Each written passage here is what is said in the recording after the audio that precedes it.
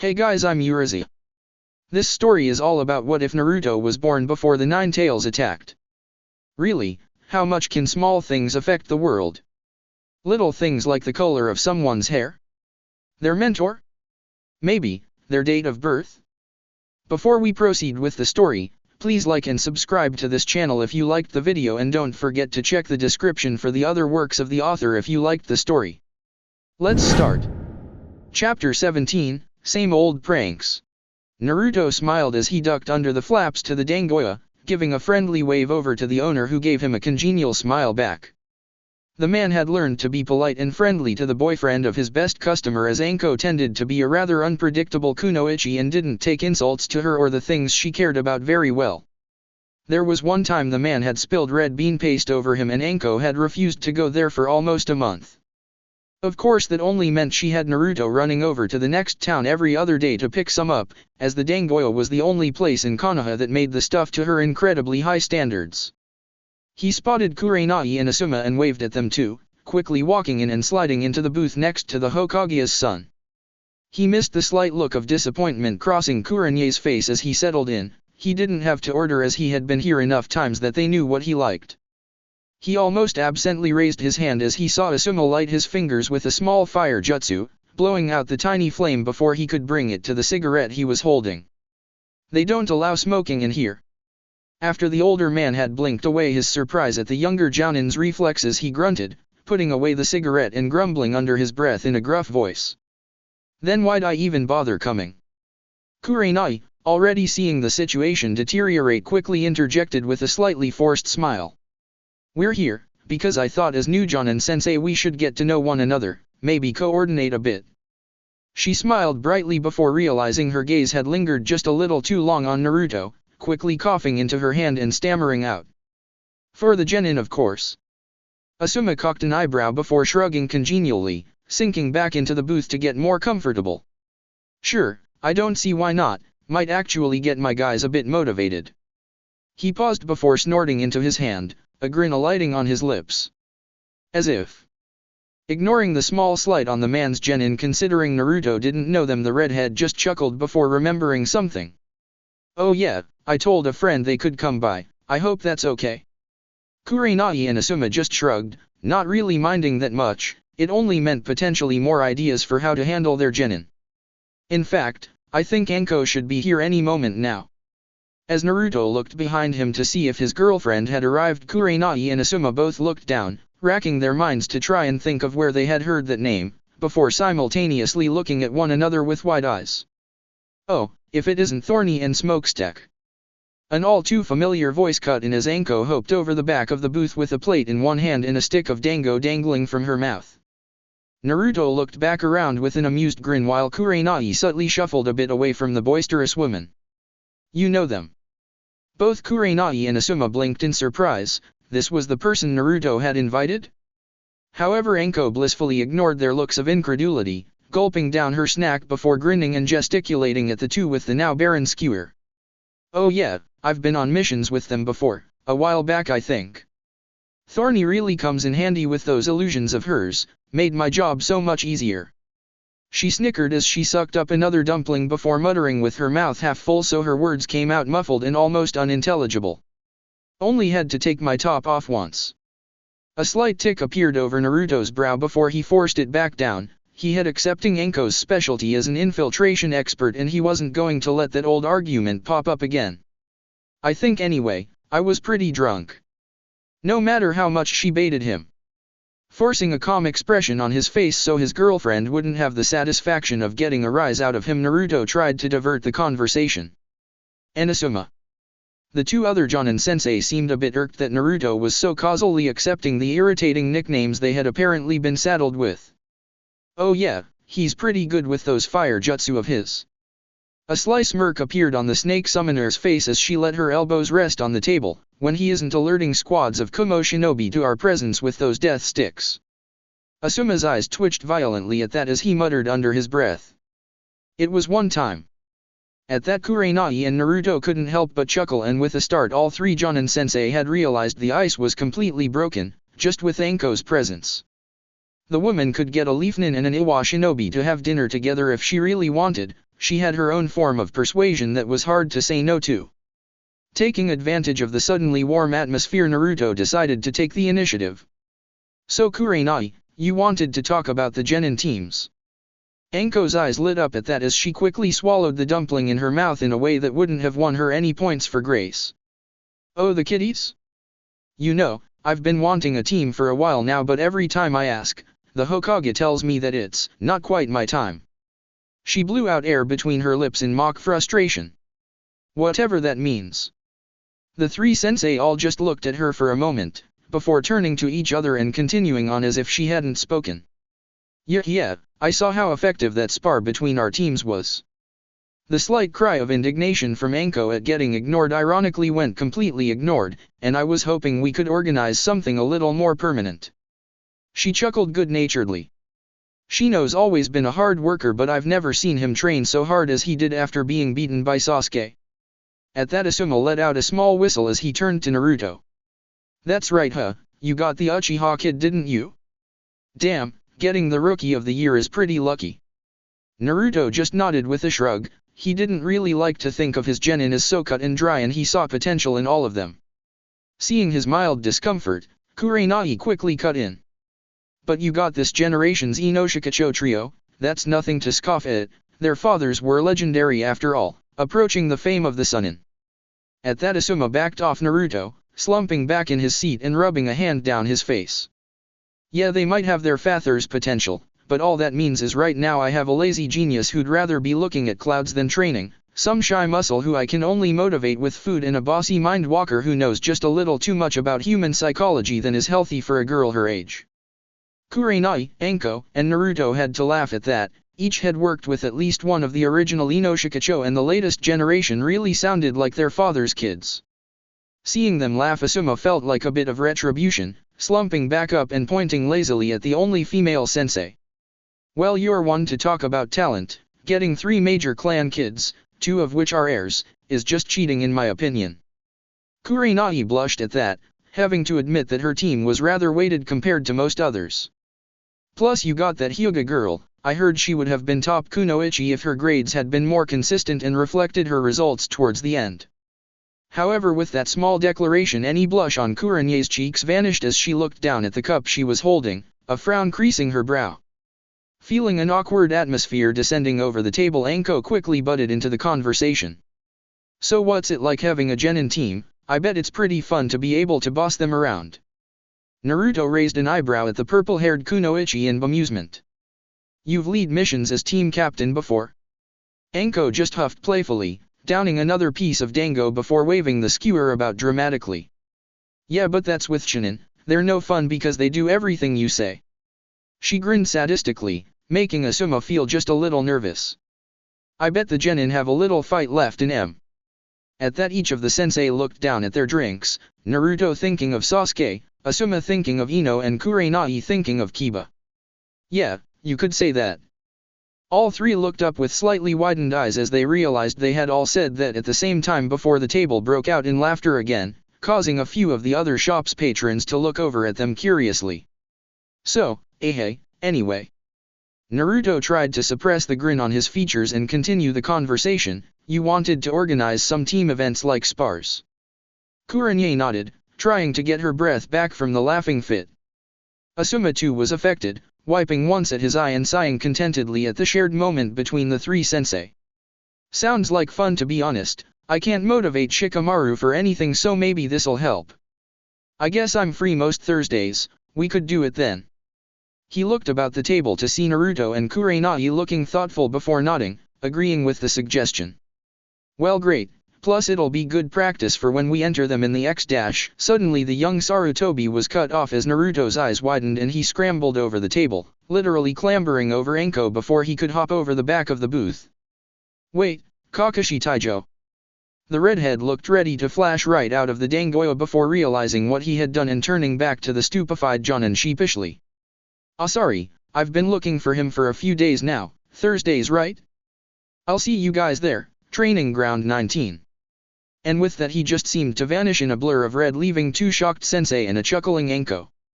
Yeah, he does that sometime. Her words quickly broke the other 2 Jonin out of their daze, eliciting Asuma to get up from the booth with a sigh. Well, this was fun, and definitely a good idea, but I think that's my cue to leave. He coughed into his hand nervously as he looked down at Kurenai. Unless of course, you'd like to, maybe, go to dinner with me tonight, Kurenai. The woman in question blinked before realizing she had been asked a question. Her eyes were still fixed on where Naruto had disappeared to. Oh no sorry, I'm busy tonight. Asuma's posture slumped a little at that, but he shrugged it off soon enough. It wasn't his first rejection after all. He ran a hand through his hair, nodded politely at the two women and quickly walked out of the dango shack, grabbing a cigarette out of his pocket as soon as he crossed the threshold. Anko turned to talk to Kurenai only to see the woman looking down at the table with a familiar expression. Anko just couldn't help herself as a mischievous grin alighted on her lips. So that Naruto, one-of-a-kind guy, huh? Kurenai nodded before she knew what she was doing, blushing almost immediately at her lapse. Anko just chuckled, though, pushing the other woman gently in the shoulder. Come on, we're both girls here. Kurenai sighed at that before a small smile appeared on her lips. It's just pretty rare to find such a young, powerful shinobi with such confidence. Anko nodded, desperately trying to wipe the grin off her face by taking a sip of her sake. I went through my Chunin years hearing about what he did in the Umbu, at least the declassified missions anyway. Plus, it feels like when I look in his eyes he can just see right through me, almost like I'm staring into some kind of crystal, just reflecting everything right back at me in 1,000 different ways. At this point Anko was practically stifling her snicker as Kurenai reached for her tea. Naruto said you were friends, how do you know each other anyway? Anko's grin became solar as she waited just for the moment when Kurenai was sipping her tea. I'm his girlfriend. She couldn't help it, as soon as Kurenai spat out her tea in a long, continuous spray right over the table and into the back of the person in the booth in front of them. Anko's raucous laughter filled the dangoya. Kakashi Taijo. Naruto skirted around a few people in the street before finally catching up to the man, not that he had been walking at any real pace, in fact he was going quite slowly so as to enjoy the little orange book he was reading. Oh Naruto, how's my cute, not so little cowherhey today? Ignoring the veiled joke at him always calling the man by his title despite them no longer working together, Naruto got right to the point.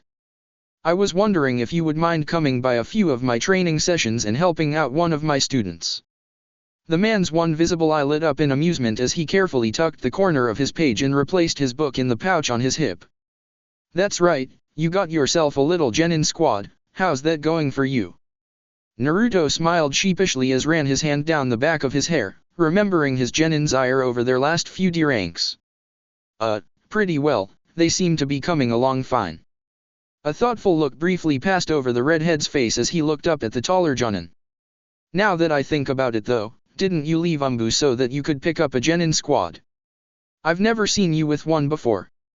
At that it was Kakashi's turn to look a little bashful as his eye crinkled up into that trademark smile of his.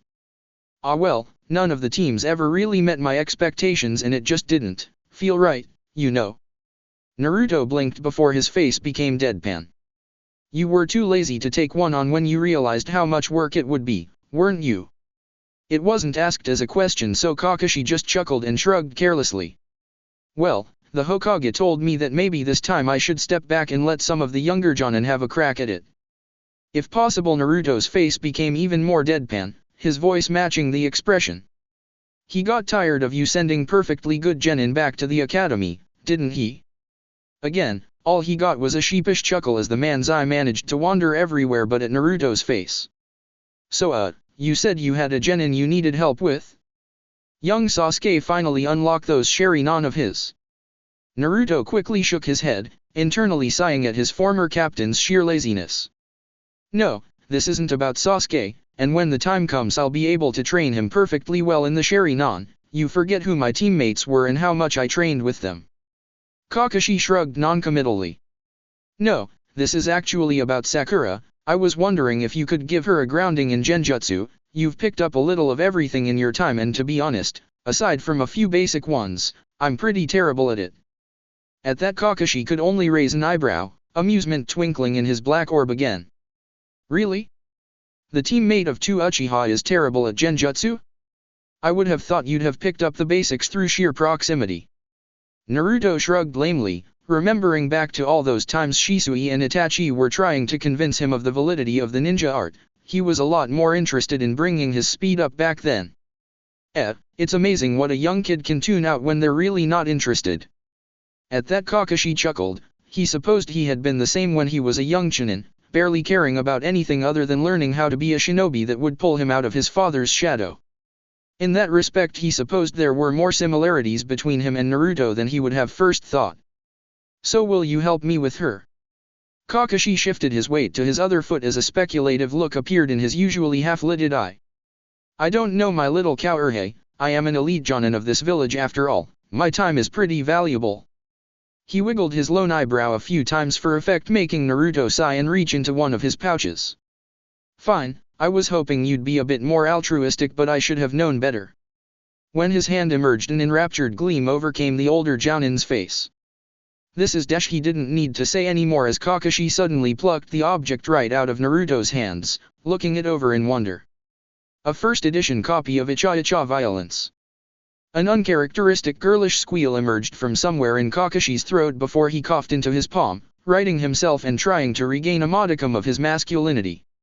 I mean, this isn't supposed to be out until next month, where did you get it? Naruto sighed, rubbing his cheek lightly in exasperation. It was supposed to be a gift for someone else. Jiraiya keeps sending me the damn things for some reason. For a moment Kakashi looked genuinely hurt at his favorite book series being referred to in such a way. I suppose I can find them something else though. He didn't tell Kakashi that he had more than 3 identical copies of the same book sitting on his desk back home, partly so the man wouldn't realize how worthless it was to him and partly out of shame for having them. However, now that Kakashi had managed to school himself, he began to look over the book with an obvious mock critical eye.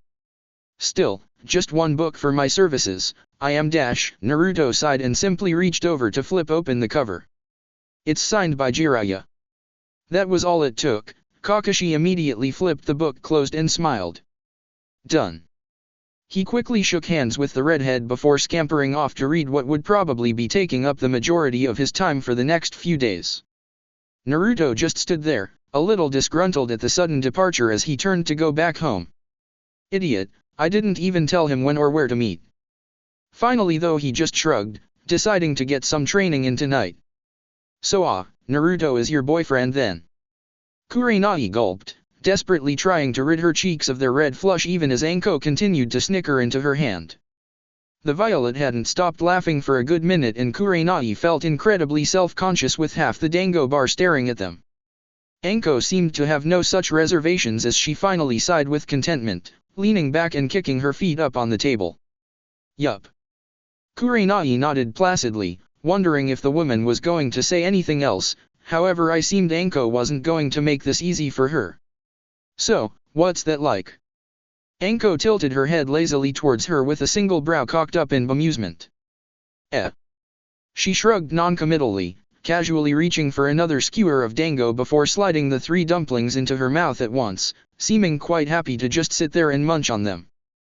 That's nice. Anko's lips quivered slightly as she fought down her smirk, just nodding with her mouth still full. Kurenai's eyebrow twitched as she began to drum her fingers on the table rhythmically. She could tell Anko was just messing with her now. Noticing this, Anko chuckled, swallowing her mouthful before slinging her arms around the older woman's shoulders. Come on Thorn-chan, you really need to lighten up a bit. I'm just playing with you, after all who wouldn't be attracted to my kick-ass boyfriend? At that Kurenai's cheeks threatened to flame up again, but she forcefully quelled it by taking a sip of her tea. She really felt like leaving this slightly crazy woman right about now, but the grip she had around her shoulders was surprisingly strong. So how did you two meet? Hoping to get the conversation moving so she didn't feel quite so awkward anymore, Kurenai hoped to get Anko talking, and maybe stop calling her Thorn-chan. Oh, funny you should mention it, it's a pretty romantic story actually. Surprised at the hint of passion that had entered the eccentric girl's voice and being a sucker for a bit of romance, Kurenai actually found herself leaning towards the violet. You see, we first met at the academy a few weeks after the Kyuubi attack, so at the time Naruto had just lost his family. Of course, I was a bit of a half-wit back then, so when I walked into that class and saw him sitting up at the back of the class, brooding like an Uchiha, which is weird because we had 2 Uchiha in our class and neither were all that broody. What was I saying? Kurenai sighed quietly, any intrigue in the story suddenly lost as she remembered just who was telling it. The academy. Anko's eyes lit up and she nodded enthusiastically. Right. Well, I saw this flaky redhead with hair that just couldn't be natural sitting right up in the corner, barely paying attention to anything, so I just had to rile him up. Kurenai blinked but didn't interrupt. So I spend the rest of the day messing about and being the general nuisance that I am. Again Kurenai blinked, at least she admitted it. I'm not really getting much of a reaction though, so I follow him out to lunch only to see him walk up the side of the academy of all things. Another blink. That was a pretty advanced skill for a fresh academy entrant. So again, I follow him up to see him sitting on the edge of the roof, just quietly eating his lunch. Kurenai was actually a little surprised. This all seemed rather strange for a kid to do for someone they knew nothing about. Naturally I try to sneak up on him to give him a shock, probably not the best idea on a roof, but like I said I was a bit dense then. He spots me though without even looking up from his bento. We sat together, talked for a bit, and then he offered me some of his bento because I hadn't got one. Then of course Ida. Anko looked ready to continue before a frown crossed her features and she trailed off, suddenly looking like she'd had the enthusiasm ripped right out of her. Well, anyway, to make a long story short, 5 months later and I was living with him. She smiled brightly, but Kurenai was too shocked by the sudden turn to the story that she missed how forced it appeared. However, a moment later and the raven-haired woman was staring at Anko expectantly. And? Anko cocked an eyebrow. And what? Kurenai shrugged the woman's off her shoulder so she could turn around and face her. And where's the romantic part? Again Anko just looked at the woman strangely. He shared his bento with me, we were 6 women, what do you want? At that Kurenai's cheeks flared up again as she turned away, however Anko just chuckled, lightly punching her in the arm. You're okay Kurenai, I feel like this is the start of a wonderful friendship. Kurenai groaned internally at that, at least she had stopped calling her that irritating nickname. Oh, more dango. Scoot over Thorn-chan. Seems she thought too soon. I'm still not sure this is a good idea guys. Sakura whispered meekly to the others on her team as they all hopped over the fence into Naruto's backyard. Sasuke turned around to look at her with thinly veiled irritation while Ami just blew air out through her teeth. Come on Sakura, don't turn back into the baby you were during the academy, it's just a bit of harmless fun. The pink's eyebrow twitched at that. Ami may have mellowed out in their later years at the academy, not bothering to pick on her with those friends of hers, but that didn't mean Sakura had completely forgiven her. Yeah, but it's Naruto-sensei that we're trying to prank. It's never going to work. She tried again to convince them, nervous at the ramifications of if they got caught. Come on Sasuke, he finally agreed to take us on a C rank if we started showing some teamwork. Ami just turned and grinned at the girl as they finally got to the back door of the surprisingly modest home for Akage's son. Exactly, so show a little team spirit and stop complaining so much. Sakura just glowered at the girl as Sasuke worked at the lock of the door, thankful it was a simple mechanism and not one of those seals their sensei seemed so fond of. That's not what I meant, plus what is he going to say if dash. At that moment though the girl's whispering was cut off by gentle click of the lock as Sasuke finally pushed the door open. Seeing Sakura's indecisiveness, Sasuke decided to cut right in before they went any further. Sakura, don't you want just a little payback against sensei? Seeing her crush talk to her directly made Sakura look up for a moment and think. In her mind she saw every time Naruto had sparred with her, leaving her tired and sweaty while he barely got a hair out of place. Not to mention the fact that his insufferable, easygoing smile never seemed to leave his face, even as he watched them doing chore after menial chore from the comfort of some tree branch or rooftop, doodling away in that scroll of his. Forget everything I said, let's prank him hard. Ami grinned and even Sasuke smirked a little at that, and quickly the 3 genin darted into the house, wary for any security measure their sensei might have activated. What they weren't expecting to meet was a half-naked woman only wearing a long baggy shirt holding a bottle of sake and a stick of dango. The three kids and one woman stared at each other for a long few seconds before Anko decided to break the awkward tension. Hi. She waved slowly, making the last dumpling on the skewer threaten to slide off. You must be Naruto's genin squad then.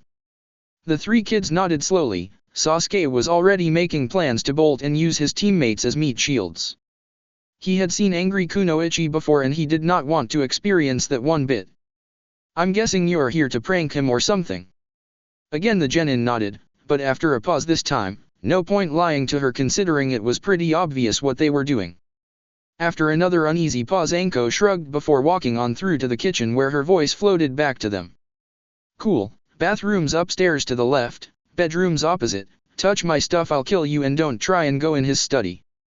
The three genin blinked in surprise before looking at one another incredulously. Who was that? The other two just shrugged at Sakura's question. I'm Anko, his girlfriend. It seems the older Kunoichi had heard them though as her voice drifted through from the kitchen, even if it did sound a bit muffled by food. Eventually, after getting over their slight shock the three genin shrugged and darted off, Sakura to the bedroom, Sasuke to the bathroom and Ami stayed downstairs by the stairs to keep watch.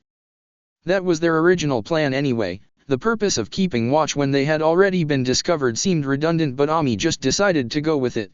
Tonight was too strange as it was though.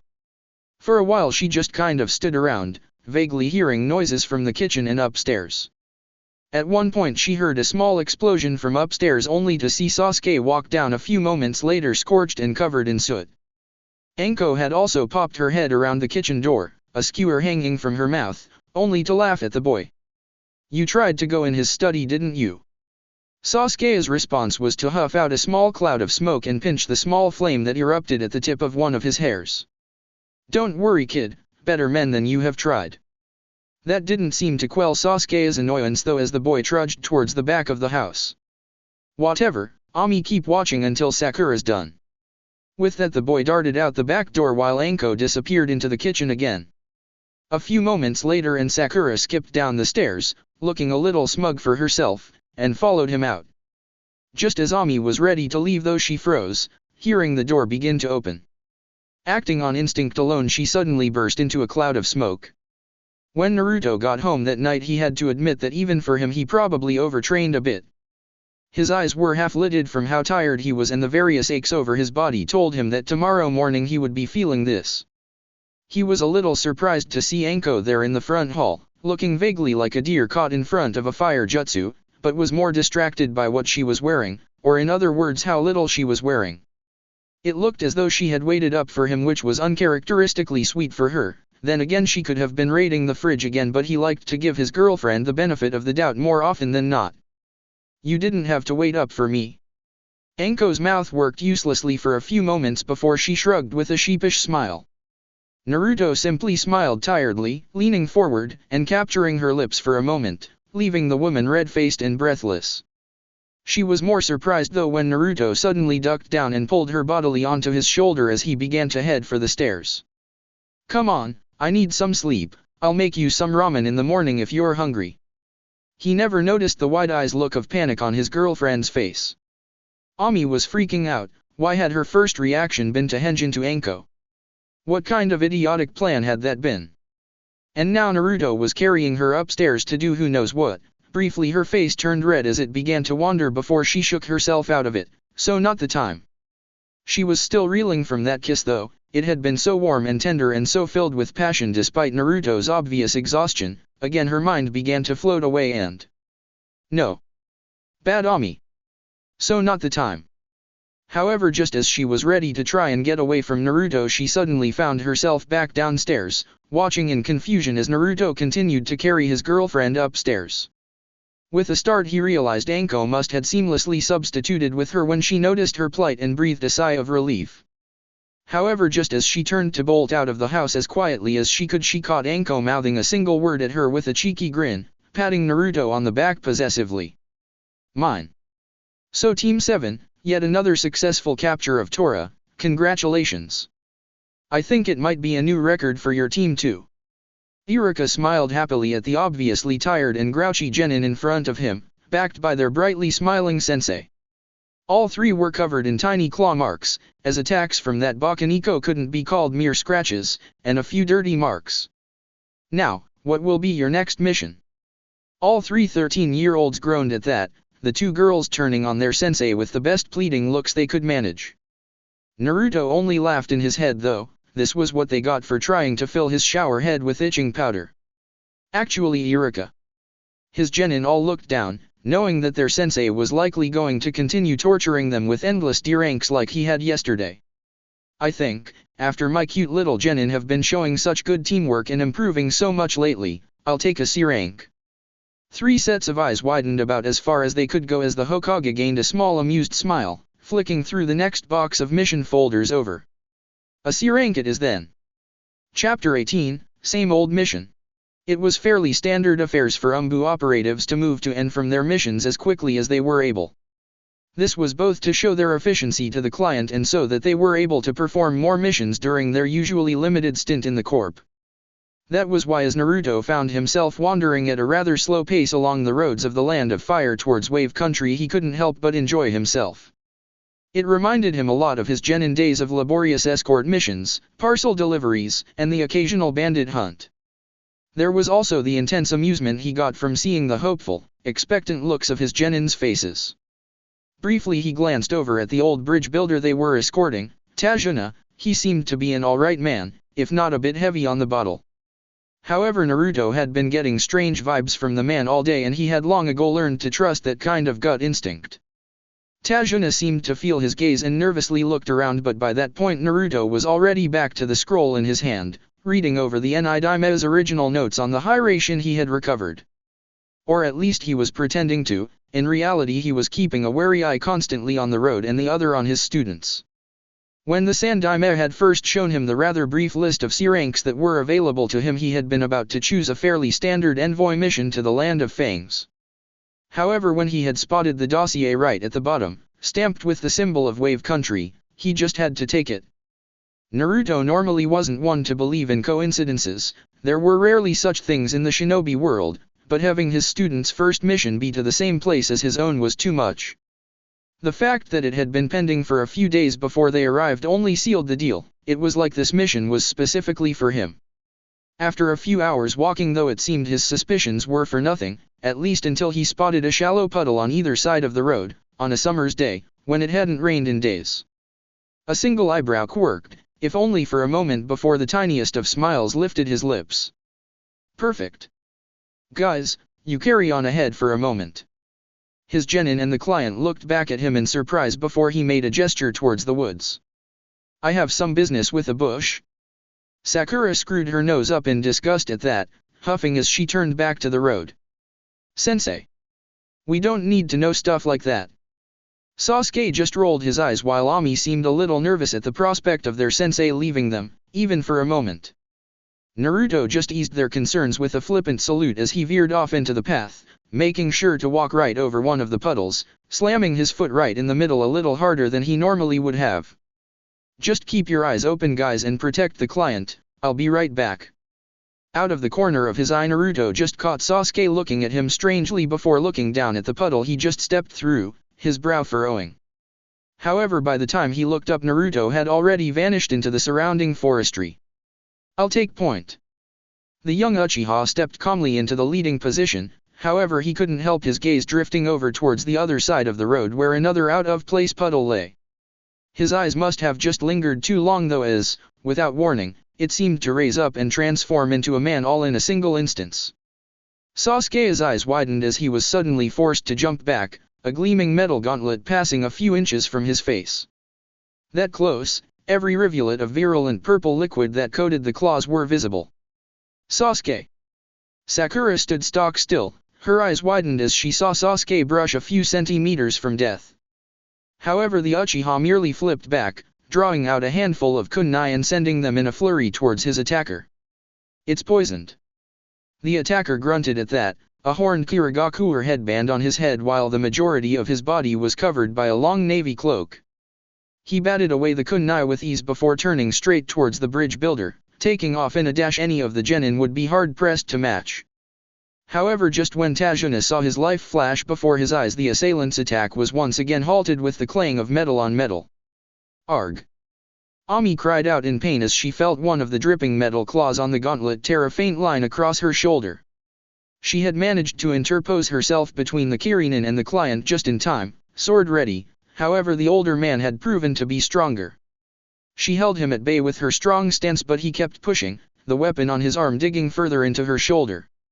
Luckily, her cry finally seemed to rouse Sakura from her panic-induced paralysis, having previously just been standing there with a kunai clutched in both hands.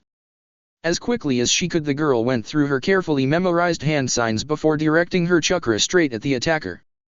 For a moment she feared she had messed up, but a moment later and the man's eyes seemed to grow heavy and his arm lost its tension. Ami took the opportunity to push him off her, collapsing to her knees and clutching at her shoulder. It was bleeding but not too heavily. The man quickly shook off the small genjutsu on him, his eyes narrowing in annoyance as he turned back towards the bridge builder. "All right, I think that's enough of that." The missing nin's eye widened at the new voice only to immediately close as he crumpled to the floor like a puppet with his strings cut. All three genin breathed a sigh of relief as they saw their sensei right in the middle of it all, his hand retracting from a chop. Over his shoulder was a man dressed very similarly to the one they had been fighting, and when Sasuke looked over, the puddle Naruto had stepped through was gone. "Sensei!" Sakura almost seemed to want to collapse to the ground in relief at the sight of that familiar shock of red hair. "Hey guys, sorry I took so long." His tone was casual, but he was already moving towards Ami, a critical look in his eye as he glanced over the wound in her shoulder. It was shallow, her collarbone blocking the claw from going in too deep, but that wasn't the problem. "Where were you, Naruto-sensei? Who are these shinobi?" Naruto ignored Sakura's questions as he crouched down next to Ami, offering her a handful of what looked like dried herbs from a pouch at his waist. "Here, eat these." Ami winced as she moved to take them, a trickle of blood escaping past her fingers.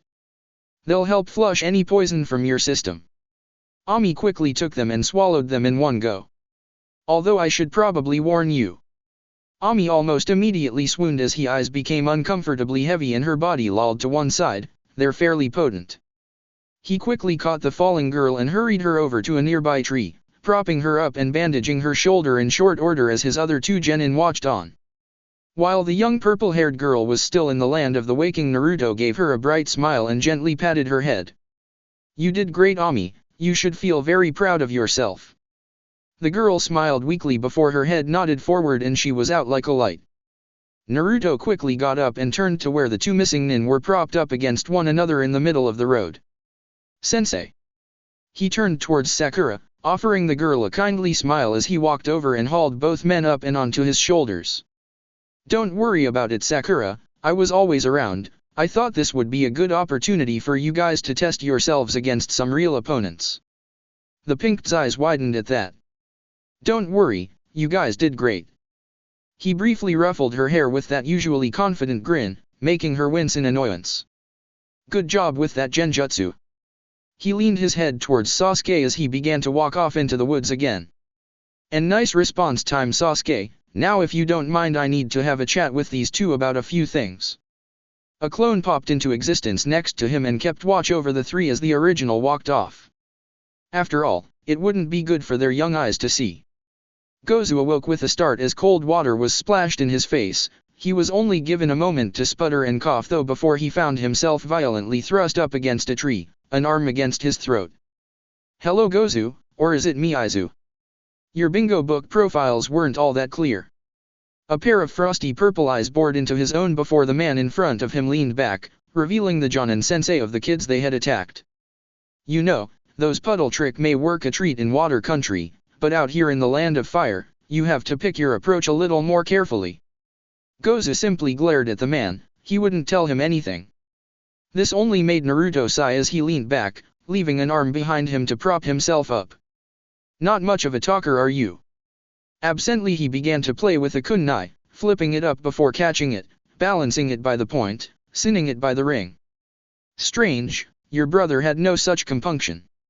Gozu's eyes hardened, but with a quick glance about he realized Miaizu actually wasn't there. What did you do with dash? Suddenly the kunai that was innocently spinning around Naruto's fingers was embedded up to the hilt in the tree, right beside Gozu's head. He could still hear it hum lightly from the vibrations of the impact, and it immediately shut him up as he gulped nervously. Not really in a position to be asking questions, you know. Another kunai was in Naruto's hands, as if it had never left. Gozu was watching this one a bit more warily. Now, we'll start with who you were sent after. That's an easy one. Gozu spat on the ground in front of him, giving Naruto as hard a glare as he could muster. I'm not telling you leaf trash any dash. He was cut off again with a cry of pain as this time the kunai shaved so close it cut lightly into the side of his ear. You know. Naruto leaned forward again, yet another kunai twisting between his fingers. I'm not usually one for torture or interrogation. I leave all that kind of stuff to my girlfriend. She's much better at this than me. After all, she gets results without leaving the body all mangled and unrecognizable. Another unconscious gulp escaped the poor Chunin's throat. He swore Naruto's eyes had flashed red for just a moment. Unfortunately for you, Gozu, those were my little genin you went and attacked out there, so I'm not in the most forgiving mood right now. There it was again, a flash of crimson as the red-haired man's pupils became slitted like a cat's for just a fraction of a second. Did you know that in Umbu, operatives are trained to resist all kinds of torture? Gozu felt a bead of sweat roll down the side of his head. It felt as though the air around him was pressing down on him. However, Naruto was looking at him expectantly, so, still looking at the kunai, he nervously shook his head. Oh, you don't? Well, they take you into a room and leave you in there a while, all alone, never telling you what's going on. The air began to shimmer around the man as Gozu's breathing became more heavy and labored. Then a man comes in holding nothing but a single kunai. Do you want to know what the man does, Gozu? Naruto's eyes were now fully red, and Gozu felt as though a house was resting on his shoulders as an aura of anger, hatred, and hopelessness radiated off the Jonin. He shook his head quickly. He didn't want to know what the man did. Are you sure, Gozu? It's very easy to demonstrate. Gozu's eyes followed the kunai with rapt attention as it spun and danced between Naruto's nimble fingers. Again he shook his head, although it felt like his whole body was moving through treacle. I'll talk. I'll tell you anything you want to know. Suddenly it was all gone, the kunai, the aura, the red in the Jounin's eyes, just gone, like that. Oh, good. Naruto had a bright smile on his face as he patted the missing nin on the head almost fondly. I knew you'd come around. Gozu breathed a sigh of relief as Naruto leaned away from him, standing back up and absently stretching his neck. What are you? Naruto looked back down at the man in amusement, his eyebrow quirking up in what looked like genuine confusion. I have no idea what you're talking about, Gozu. Now, about those questions. Naruto walked out of the forest whistling almost happily, tossing a small scroll up and down before quickly sliding it into a pouch.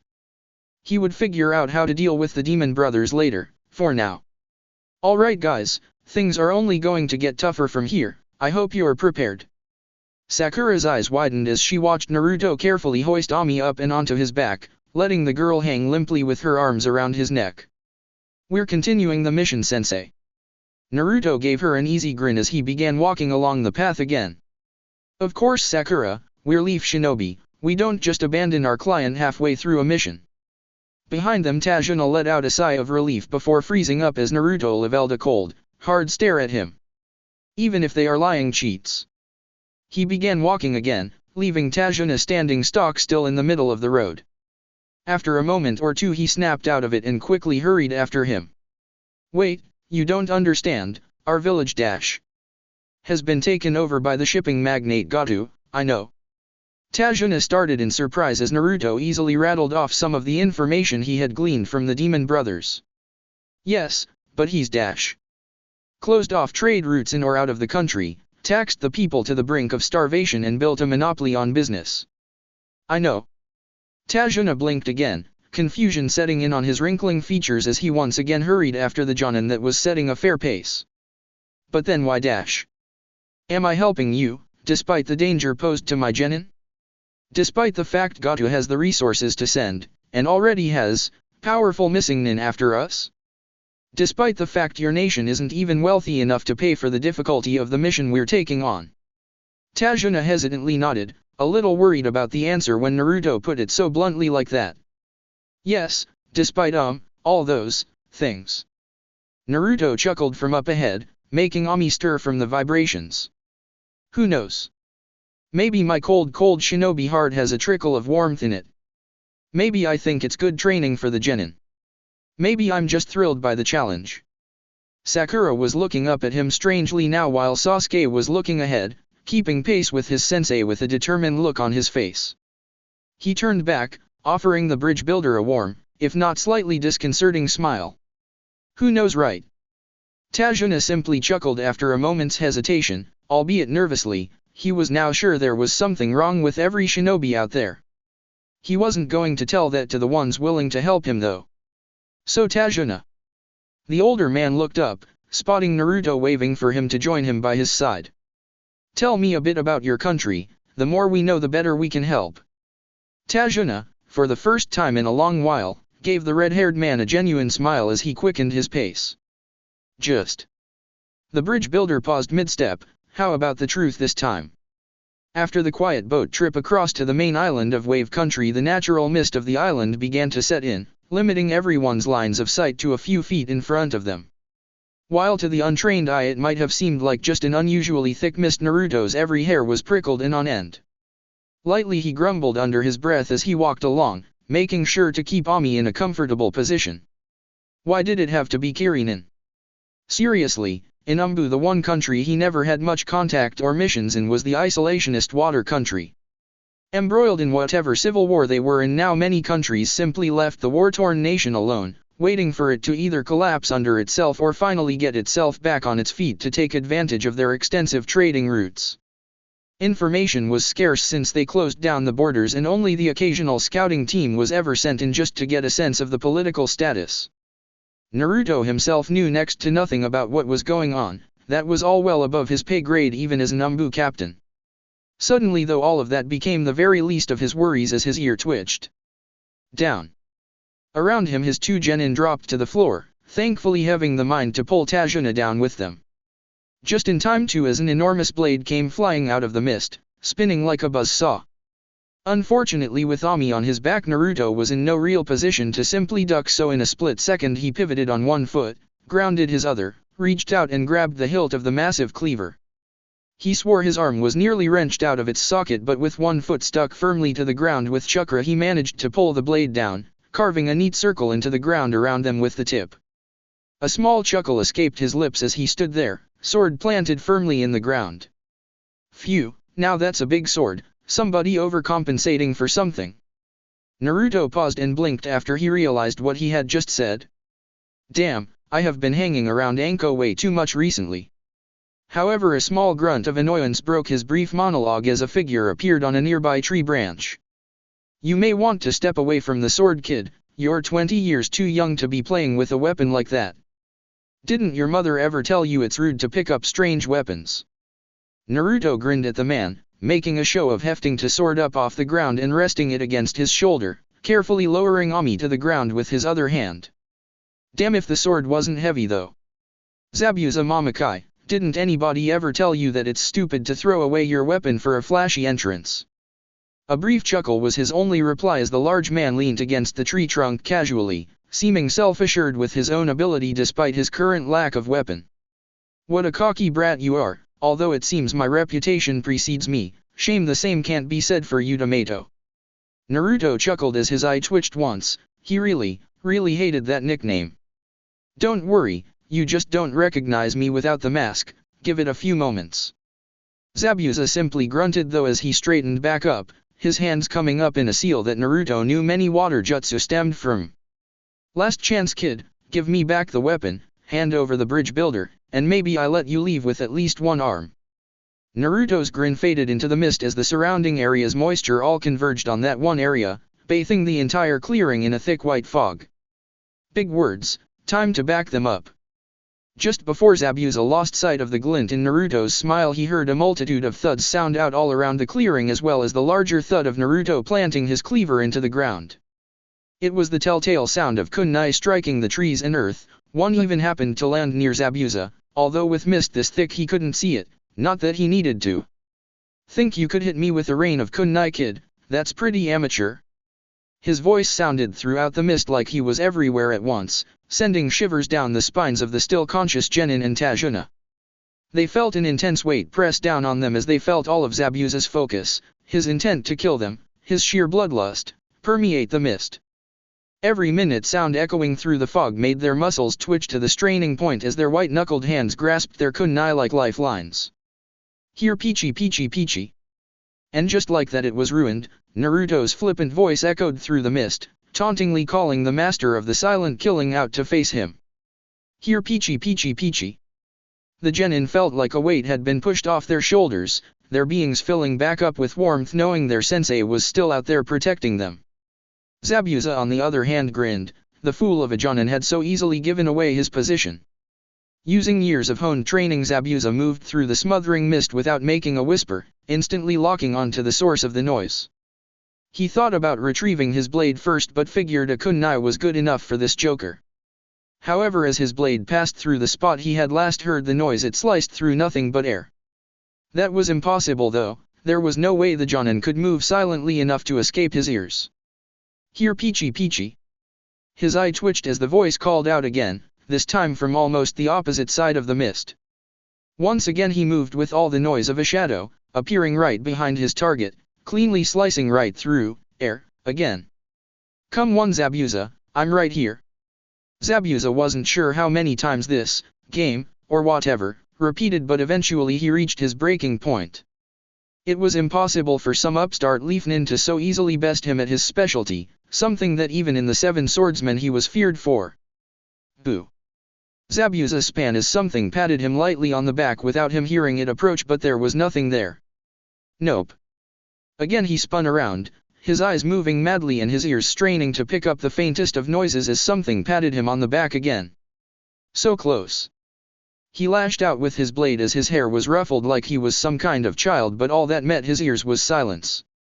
Having fun yet? I know I am. This time the voice was from above him, however this time when he looked up Naruto was right there, standing above him, upside down on a tree branch. Who the hell are you? Zabuza blinked, and when his eyes opened again Naruto was gone, like he was never there at all. I don't think that's too important. Zabuza looked down to see Naruto lazily lying on his back, head resting on his hands as he looked up at the cloud of mist above him. The swordsman lunged towards him only for the redhead to vanish again, almost instantaneously. Finally growing too frustrated, Zabuza made a move for his cleaver. He had made a note of where it stood by the vibrations it had made when planted into the ground. He swiftly darted across the clearing, easily spotting the massive weapon as it appeared out of the mist. He reached out a hand for it only for the blade to suddenly disappear. No, that wasn't quite right. Suddenly Zabuza felt disoriented as all the sounds he had been hearing shifted, the dull vibration of his blade sounding behind him now. Sure enough, when he turned it was right there, looking for all the world like it had never been touched. Zabuza reached for it again only to have that rush of disorientation and his blade vanish again only to once again hear it behind him. What the hell was going on? Feel like giving up yet? Because I could do this all day. This time when Zabuza lunged for the sword only to have it disappear, he turned to see Naruto sitting atop the handle in a crouch, hand on chin and a grin on his lips. Give me back my sword, kid, or you'll severely regret it. Naruto quirked an eyebrow as he hopped off the massive cleaver, leaning against the blade casually. As much as I think I might enjoy a kenjutsu bout with you Zabuza, I don't think giving the swordsman his sword back is the best idea. Zabuza growled as he rushed through a quick set of hand signs. We'll see if that cocky grin stay on your lips after I show your little genin a dose of the real shinobi world. Out of the mist, a few water clones of the large camouflage-wearing man condensed and quickly rushed off into the mist. Zabuza had expected Naruto to rush right after them, leaving his sword open, however the redhead simply continued to lean against the blade, seemingly unconcerned. I was going to do this the easy way, but if you're really insistent on playing the clone game, I'm sure I can play along. Zabuza furrowed his brow in confusion at what the man meant, at least until he felt his water clones all dispel at roughly the same time, all from almost simultaneous slashes if his ears were to be believed. But hell, let me do one better.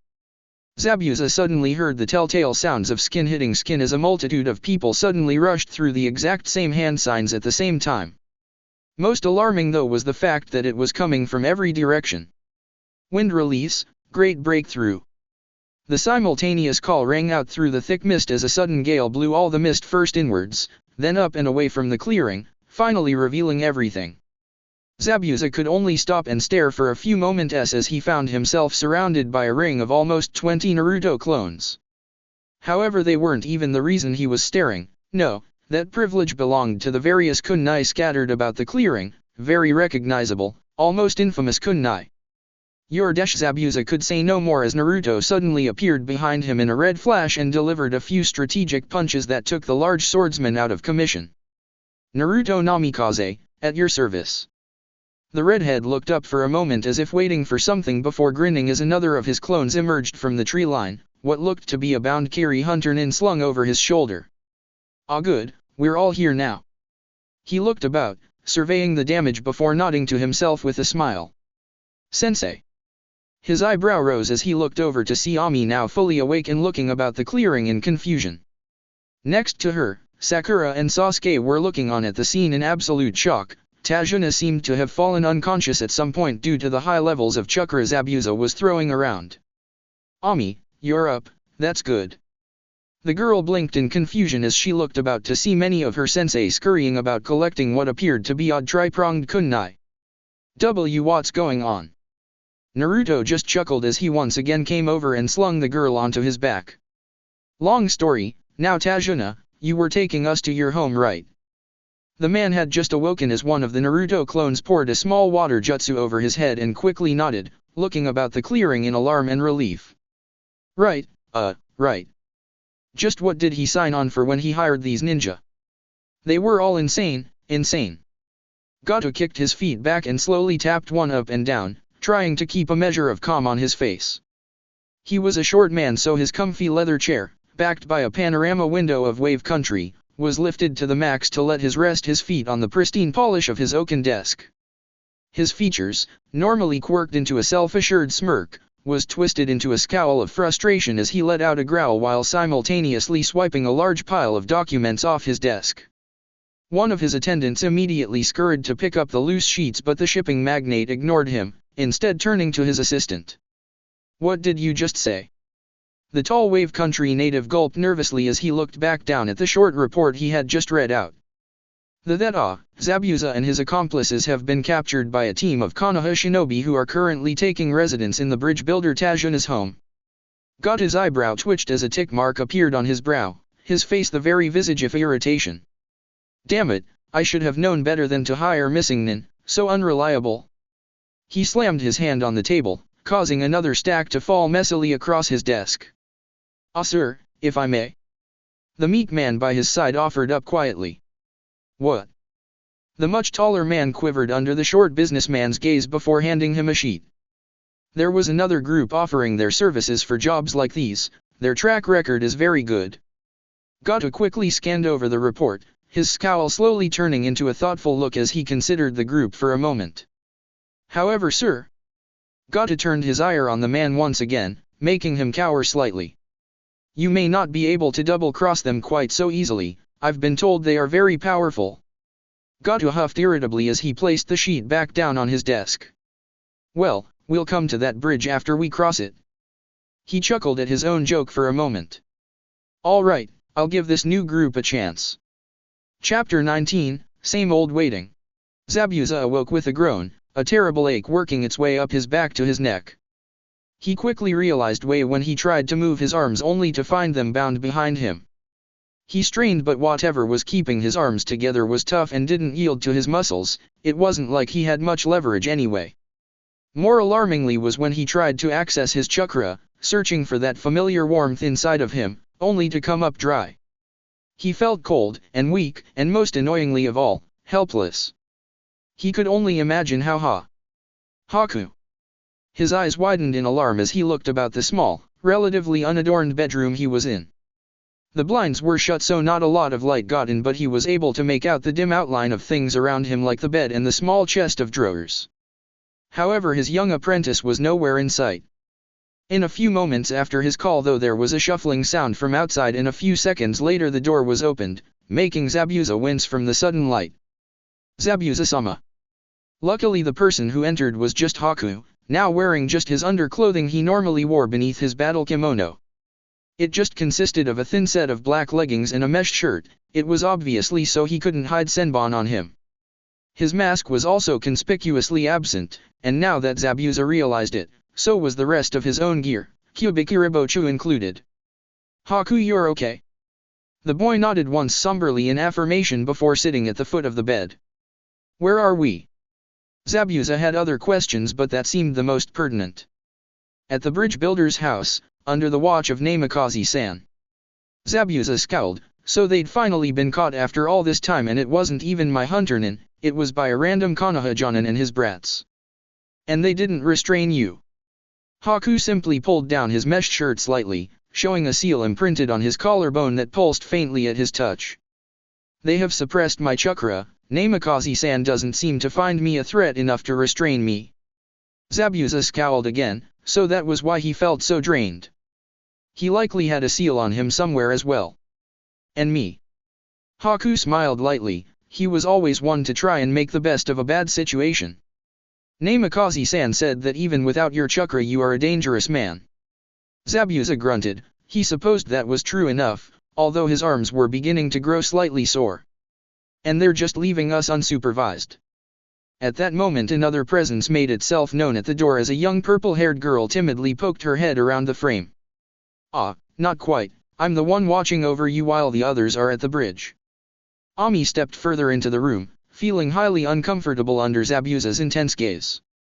Finally the man just grunted before scooting back on the bed and leaning against the wall as comfortably as he was able. Great, I've been reduced to being babysat by a fresh genin barely out of diapers. His eyes narrowed as a cruel sneer spread across his features, quickly directing another gaze at the rather fidgety girl. You know, at your age they called me the demon of the mist already, do you want to know why? Ami certainly didn't look like she wanted to know, in fact she looked like she desperately wanted to leave the room. However she had to show strength here, she couldn't be scared by her prisoners, so she tentatively nodded. It's because in Kirigakura our graduation exam is a little different to Konoha's. At this point Haku was looking down and away from the conversation, his eyes slightly downcast. We have to really prove our mettle as shinobi so at the end of our education, at the age of 10 years old, we're all paired up and forced to fight to the death. Ami blanched, feeling a little bile rise up in her stomach at the horrific thing she had just heard. Comrades, students that had grown up together, learned together, trained together, and ate together were pitted against one another just like that? However Zabuza just shrugged, leaning back more and looking up with that same cruel grin. I guess that would be bad enough, right? Except I took it a little further, when I graduated the academy I was the only one of my generation. He finally directed his gaze back down at the girl, his eyes seeming to have gained a chilling edge. Because I slaughtered every last one of my classmates. Ami's eyes widened in surprise as she took a subconscious step back. There's a reason we're called the Bloody Mist Girlie. Just as Ami was about to turn and leave the room, to escape the monster in front of her, a comforting presence gripped her shoulder. Please don't try and spook my genin Mamakai-san. Zabuza just grunted out a chuckle as Naruto stepped into the room, hand on Ami's shoulder. Genin?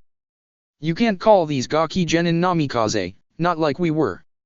Zabuza grinned a toothy smile, showing each of his teeth had been filed down to an almost shark-like point. It was a trait all the swordsmen of the mist shared, an initiation ritual of sorts. After all, you had a few nicknames of your own at their age if I remember right. Naruto just smirked back at him with ease, completely unconcerned by the man's unsettling aura. I think there was, the second Red Death. Ami looked up at her sensei in surprise, not expecting him to have such a brutal-sounding name. Oh, and the Crimson Flicker was one of my favorites. I never could get something cool like Shunshin Shisui, though. He spoke like he was talking about the weather, after all they were just silly titles that he never really accepted or acknowledged. Although it did amuse him that Itachi never got a nickname, but then, he was Itachi, he really didn't need one. That's not what they call you now though, is it? The amused hint to Zabuza's gruff voice wasn't missed by anyone, and for a moment Naruto's grip on Ami's shoulder tightened just slightly. "Come on Ami, I think Tsunami-san has dinner ready, we can bring Haku and Zabuza's up afterwards." The redhead quickly directed his genin out of the doorway and towards the stairs, only to pause at Zabuza's voice. "I'll see you later then, bloody flash." Naruto only amused for a moment before walking again, just Zabuza's brief chuckle following him down the stairs. Dinner was a rather quiet, awkward affair. Naruto chose to stick to his own thoughts while Ami seemed perturbed by what she had heard. Sasuke seemed content to brood on his own, only idly picking through his meal, and due to the quiet nature of the rest of her team, Sakura stayed silent as well. It didn't help matters that occasionally the young boy that lived in the house, Inari, would occasionally send a glare at the group of the shinobi for an unknown reason. It was only when Inari had finished his meal and stalked off without a word that Ami finally spoke up, shattering the brittle silence. "Sensei, why do they call you the Bloody Flash?" Naruto nearly choked on the food in his mouth as he blinked in surprise at the young Kenjutsu practitioner. Likewise, the rest of the table suddenly had their sights on Naruto as the teen choked down the rest of his food with a gasp before looking at Ami incredulously. Ami, that's not really a conversation for dinner." However, now his other two genin were intrigued as Sasuke stared intently at his sensei. "What does she mean? Is that what they call you?" Even Sakura was looking at him, her wide green eyes staring as though they were trying to puzzle a difficult problem out. "Wait, who calls you that?" At the other end of the table, Tajuna and Tsunami seemed slightly uncomfortable, uncertain what to do as the three kids all ganged up on their teacher. This seems like a sensitive topic." Quickly but gracefully, Tsunami put her chopsticks down and excused herself from the table, even as Naruto stared hopelessly after her. "Wait, Tsunami-san, I wasn't going to dash." However, she was already gone, leaving the redhead to simply trail off uselessly, only to look back down and find 4 sets of eyes staring at him intently. "Even you, Tajuna-san." The man simply took a swig of his drink with a large sigh of contentment before grinning at the teen. "I don't know, sounds like a good tale." Naruto grimaced at that. In what possible way did any nickname involving the word bloody sound like a good story? Finally though, as his genin's eyes continued to bore into him, he let out a brief sigh, already regretting this. Quickly, as if his hand hadn't moved at all, a strange kunai appeared in his palm and he quickly placed it on the table. The genin recognized it as one of the ones they had seen at the battleground between Naruto and Zabuza, if it could be called that. "Well, you know my father was the Yondaime Hokage." Tajuna's eyes widened at that. He certainly didn't know that, but even as far out as Wave the Blonde Hokage was famous. He was mostly famous for refining and mastering the Nidaime's jutsu, the Hiraishin, which allowed him to instantaneously transport himself to any marked location. Through it he gained the nickname the Yellow Flash. He had done a lot more than that for Konoha in his brief tenure, but Naruto didn't want to talk about his father too much right now. Normally he would use these kunai to do so as they were already marked. "I managed to learn the technique when I was around 14. He paused for a moment and just stared at the innocuous kunai for a moment, a frown flickering across his brow. "I was still a relatively young Umbu captain at the time, and I didn't know the limits of the technique myself, never having used it much in combat." He sighed, leaning an elbow on the table as his genin scooted slightly closer on their chairs, excited to actually be learning something about their rather enigmatic sensei. "We were out on a mission in Kaminari no Kuni. It was a fairly normal exchange, just information." He sighed again, poking the kunai once lamely. "I don't know who said of the explosives, whether it was one of us with a grudge, or one of them with an ulterior mission, but in moments everything went to hell. I did my best to get all my teammates out of there, but in no time we were swarmed by reinforcements. At that point I still thought we had a hope of getting out. We were pretty close to the border and we just needed to get across." He sighed again, a long withdrawn sound, as he quickly composed himself. "It could have been anyone, a lucky shot really, but one of my squad mates went down in a volley of kunai. I had never lost a teammate on a mission before and I lost it." He looked up and the genin nearly sat back at the dark look in their normally flippant and happy sensei's eye. "It was gone in a moment though. It was over in a few seconds. I threw all the kunai I had and in next to no time all the enemy were dead and I was standing alone in a barren field, surrounded by blood."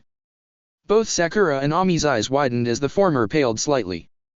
Sasuke on the other hand was leaning even further forward, an unusual glint in his onyx eyes. Apparently it's because of my hair that they call me the Bloody Flash, but I'm sure Kumogakuer tell a different side to it. Sakura looked down at her food, suddenly having lost her appetite. Likewise Ami was oddly quiet, just staring at the table. Sasuke was once again in his thoughts, processing this information while Tajuna just grimaced, a little more worldly than the kids. However, after a moment of pensive silence, Naruto chuckled half-heartedly, his usually cocky smile returning, if not to its fullest. Now that was pretty dreary, huh? Come on, we may be on a mission, but that doesn't excuse you from training tomorrow, so go get some rest, alright? And with that, Naruto pushed back his chair and quickly walked from the room. A moment later and Sasuke walked out as well, quickly followed by Sakura and Tajuna. Ami walked the other way, feeling like she needed some air. However, as she walked out of the kitchen, she found Haku leaning against the wall, his head down and an indecipherable expression on his face. It's the harsh truth of the shinobi world, but eventually we are forced to face the fact we are killers, tools for a higher power. Ami wasn't sure if it was the generally gloomy attitude of the boy or some of the frustration at herself bubbling up, but at that moment the girl reached across and slapped the young Yuki. What do you know, huh? You don't know Naruto-sensei. He may have killed, but it was to protect his friends, his comrades. He's not a tool. He's a human being, one of the nicest people I've ever known. She stormed off, slamming the front door as she left, leaving Haku standing in the hallway, eyes wide as he rubbed his stinging cheek. Right, well, I did say I'd teach you guys a new technique when we got our first C rank, didn't I? Naruto and his genin were outside, a short distance from the house. It was still early, so Tajuna hadn't set out to the bridge yet. This way Naruto could teach them the basics of the technique and then supervise them as they went about their mission. Before him each of his students had a different look. Sasuke was staring ahead with a cool smirk, excited at the chance at learning a new jutsu. Ami, oddly enough, seemed to have a flame lit behind her eyes and her stance was confident and determined. Sakura seemed the most withdrawn of the three, which made a change, but she still appeared excited. Okay, this jutsu is a difficult one to learn, but its uses are innumerable, that's why it's taught to every new Umbu recruit. Naruto flashed through hand seals before sinking right into the ground, much to his genin's amazement. A moment later and he slipped back up from the earth behind them as if it were water and he were just swimming through it. It's called Earth Release, Subterranean Voyage. As you can see, its uses include escapes, infiltration, trap-laying and surprise attacks, to name just a few. He grinned at the shocked but enthusiastic expressions on his students' faces before sobering his expression and pointing a warning finger at them. There are drawbacks though. The technique can only last as long as you can hold your breath. So while you're training and until you can perform it effortlessly, do not allow your heads to pass underground. I'll be here to supervise, of course, but be careful all the same. After quick nods from the keen students, he slowly showed the hand seals, watching them to make sure they got them right. The trick is to imagine your body simply slipping through the earth, just passing through the small gaps like a sieve. And just like that he sat back in a tree and watched as they went at it. Rather unsurprisingly, with his prior ninjutsu knowledge, Sasuke was the first to make some progress, forcing his foot into the ground a few inches. However, once Sakura seemed to get the hang of it, she began wading around up to her knees in the earth, an amused and happy expression on her face at progressing so fast. Upon seeing the pinkette get so far, Sasuke seemed to double his efforts. His learning curve really was something else. On the other hand, Ami seemed to be really struggling, just barely getting the bottom half of her foot into the ground. After a few hours, moving between the bridge and various clearings and occasionally switching out with clones to scout around a bit, Naruto dropped down and approached the highly frustrated girl. For the last minute she had simply been stomping the ground trying to force her foot in. She stopped though when Naruto placed a hand on her head. You need to calm down, getting frustrated will only ruin your concentration. Ami just looked down, her face filled with disappointment. It quickly turned to irritation though as Naruto playfully ruffled her hair. It's okay if you're struggling, you don't need to get it in a day. Ami simply huffed, her arms crossing over her chest in an adorably pouty manner. Naruto just couldn't take his cute little students seriously. But Sasuke and Sakura are getting it so easily. Naruto grinned with a slight shrug. Some things come easier to others, it may just be that you have a water affinity. In which case earth ninjutsu will always be much harder to learn. Sasuke likely has a fire nature from his lineage, and from her ease I suspect Sakura may have an earth affinity. Ami huffed again before allowing her arms to flop by her side uselessly, suddenly lacking the energy to be irritated. You're right, like always sensei. Naruto chuckled and rubbed the top of her head again before she could react. Trust me Ami, it's not always something I like. Ami smiled her own small smile at that as Naruto began to walk off with a flippant wave. Don't worry Naruto-sensei, I'll practice all night if I have to until I get it down. The redhead just grinned back at her as he returned to his spot in a nearby tree. That's the spirit. He looked ready to return to the scroll he was reading before adding, almost as an afterthought, one last thing. Oh, and thanks for sticking up for me last night, those were some powerful words.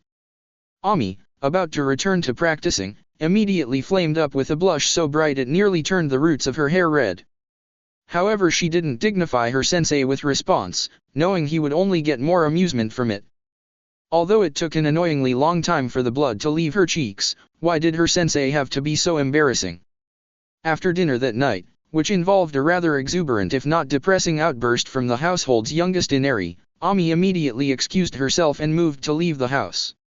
She thought she could still get some training in despite her tired body and depleted chakra. However, as she walked out onto the porch she once again passed the quiet Yuki, who simply looked up at her once before turning away to hide his features from her. Likewise she averted her eyes, some red tinging her cheeks as she remembered how she slapped him last night. Now that she had calmed down, frustration and confusion not clouding her judgment, she felt incredibly embarrassed by what she had done. After all, at the time the young boy seemed to be mostly talking to herself and hadn't said anything advertently rude. If anything, he seemed more saddened by his own words than she was. That was why as she walked by, a few moments of tense silence passed before he looked up and she turned around at the same moment. I wanted to Apollo dash. Sorry about yester dash. Both paused, realizing they were trying to talk over one another, before Ami broke out into a small fit of giggles and Haku gave a tiny sheepish smile. Sorry, about slapping you and everything. Haku simply nodded slowly as he slowly reset his features to his normal melancholic expression. Really, Ami didn't believe eyes those large and doe-like belonged on a boy. It made him a hard person to stay angry at. And I would like to apologize about what I said, I was only voicing my thoughts and meant no offense. Ami let her lips quirk up as she nodded, letting him know it was okay. It would have ended there if Ami hadn't paused before leaving, her feature twisting into a frown. Do you really believe that? That shinobi are just tools? Haku's smile turned downwards as he stared at the ground, neither looking particularly happy nor sad. Yes, we are merely devices to carry out the dreams and ambitions of others, either out of loyalty or force, it doesn't matter. Ami's frown only deepened as she rounded on the boy, her arms feeling strangely useless as they dangled by her side. But, we're people too, I have dreams as well. Haku simply gave her that same sad smile and briefly she couldn't tear her gaze away from his large brown eyes. Then you should pursue them with everything you have. Ami's frown only became more confused before she finally relented, waving her arms at the boy. Why is everything you say so confusing? Haku chuckled lightly, brushing one of his long black bangs away from his face. I don't mean it to be. He looked down, his smile growing ever so slightly. You're going out to train, aren't you? Ami nodded cautiously. Why? The violet blinked once. To become stronger. See, now the boy even had her doubting her own words, however Haku still just gave her that same look. But for what reason? Why do you need strength? Ami was about to answer so that she could become a better shinobi, but she felt the conversation would simply loop if she did. Briefly her swaying arm brushed the sheath of the sword resting horizontally across her back and she thought of her sensei, her sister, even her teammates. I suppose I fight because of the people who put faith in me, who helped me be the person I am. At that Haku's smile grew another millimeter and he nodded slowly. Then you understand. And with that the boy simply walked into the house, no doubt back to Zabuza's side. Ami was left on the porch blinking and confused, her mouth opening and closing like a beached fish for a moment. What?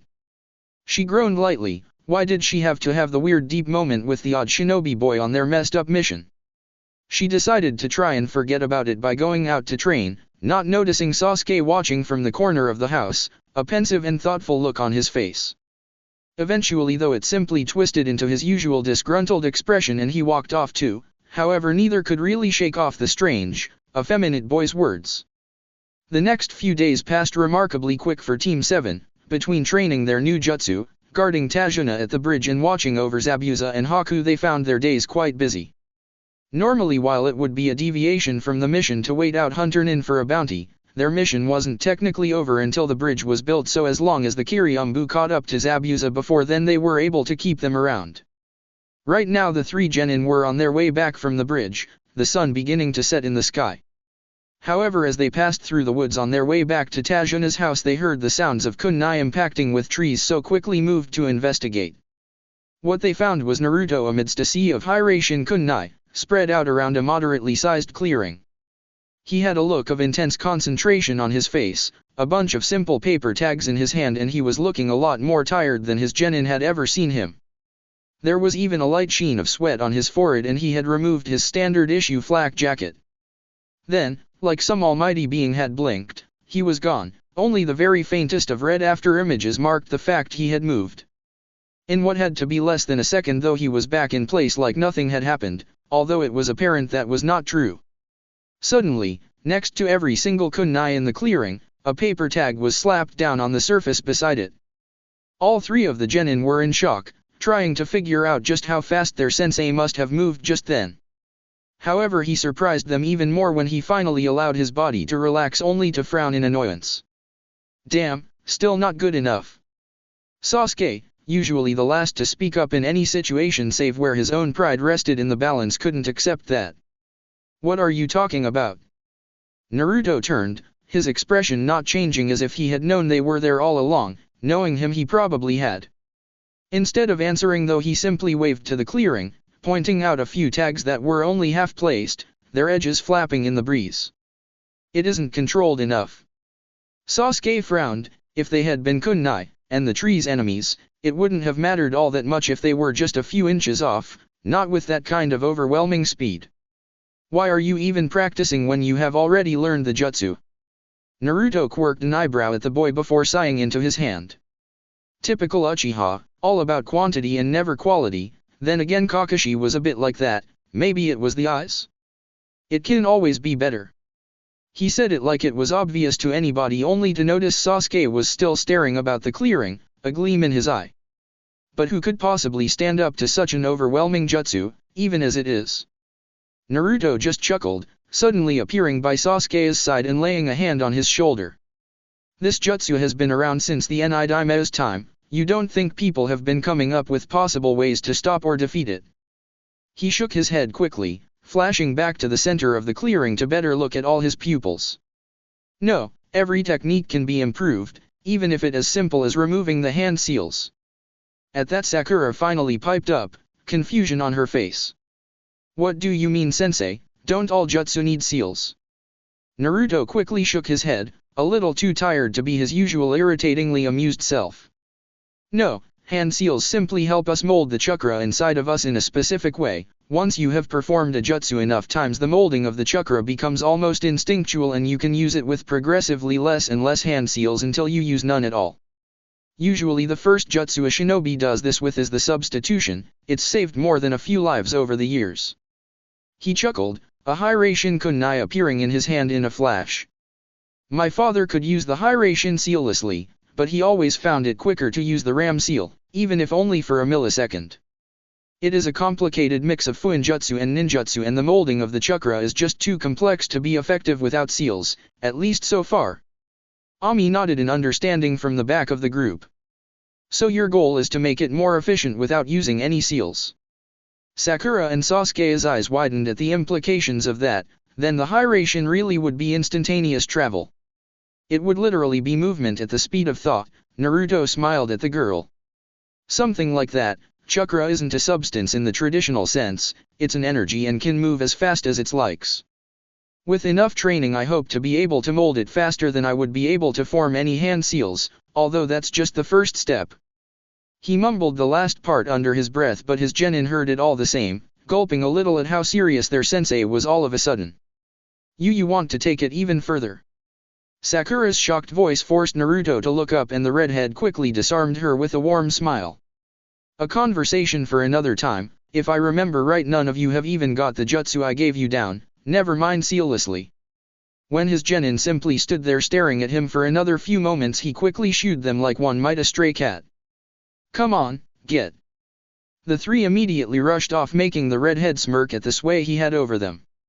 However, it slipped off his face as he looked back down at the kunai in hand. I may not have caught up just yet, To-san, but I will, and then I'll surpass you like I promised. His fingers curled around the seal-inscribed handle until his knuckles turned white. Just you wait. The days continued to pass with pace until finally almost a week had gone by and Team 7 found themselves lazing about on the bridge. It was a hot day despite the early morning mist, and none of them really felt like moving. Save of course for Naruto, who was helping out the construction workers by moving massive crates of construction materials for them almost instantaneously. He had also offered to inscribe seals across the bridge to improve its durability so it really would be a monument to last through the ages. However, the redhead's ears twitched as he heard a rather large group of footsteps he didn't recognize. He turned to spot a rather bored-looking woman with blue hair stride out of the fog, hand on hip. She looked to be alone, but he could feel the group of around 20 she had brought with her hiding further back in the mist. She caught sight of him quickly enough as he set down a large steel girder and smirked his way, her dark eyes meeting his violet ones. You're the nuisance we were asked to deal with? I'm actually a little disappointed. I had expected someone I would at least recognize from the bingo books. She sighed as brushed her nails disinterestedly, however Naruto saw through the pretense. The woman had a startlingly large chakra capacity that Naruto could feel even without being a sensor. She was dangerous. The group she brought with her seemed to be around Chunin level each, but there were a few of them. It's rude to so casually start a conversation without introducing yourself, you know. He tried to keep her busy for a moment as he subtly signaled for Ami to go and get Haku from the house and tell him that he would let Zabuza go if he helped. He would get the Kirijonin too, but he didn't trust the man not to simply cut and run the moment he was free. Oh, I suppose you're right, although there's no need to tell me yours, it won't matter in a few minutes. Naruto smirked back at her challenge as he spun a kunai into his hand. Goto hired us to remove a bug infestation on this bridge, that would make you guys the bugs. I'm your exterminator for today, you can call me Gurren. Chapter 20, Same Old Wave. Naruto looked out over the assembled shinobi in front of him cautiously. They too had emerged from the mist once Gurren declared her intentions. The most interesting thing he found of note though was their headbands, which bore the simplistic symbol of a musical note.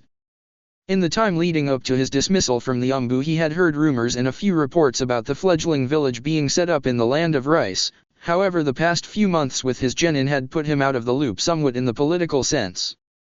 What's Otagaku doing here? Gurren gave the teen a wide smile, making it clear she was both the leader and voice of this little group. It was odd though, as Naruto wouldn't put her above his age. In fact, with the slight smirk on her lipstick-tinted lips, she looked like someone Anko might get along with. Like I said, we were hired for an infestation problem. Her face briefly turned into a pout that might have tugged at the heartstrings of less experienced shinobi. I hope you understand that as a relatively new village, we can't upset our clients by doing something like failing to squash a few bugs, right? The pout that never quite made it to her eyes quickly melted away into a crueler smirk that seemed more appropriate for her delicate but sharp features. So be a good little tomato and die without splattering Goto's nice new bridge too much, okay? Naruto's eye twitched only once. Sasuke, Sakura, protect the bridge builder from anyone that gets by me, and when Haku comes tell him to do the same. Gurren raised an eyebrow as the two genin, reluctantly in the case of one, moved to follow their sensei's commands, quickly forming into a tight formation in front of the old drunk. Oh, you're going to take us all on yourself? I took you for foolhardy, not suicidal. Naruto simply ignored the slights and allowed his customary smirk to slip onto his features. Without his Umbu mask, it served well for unnerving his opponents. However, it seemed Gurren had adopted a somewhat similar tactic and wasn't particularly affected. Not wanting to move into her territory and provide a larger opening for the Chunin to slip around him, Naruto stood his ground, slipping into a relaxed but open stance. His smirk widened slightly as he made a quick come-at-me motion with his hand only to spot a few of the Otochinin seem uneasy about facing such a confident opponent.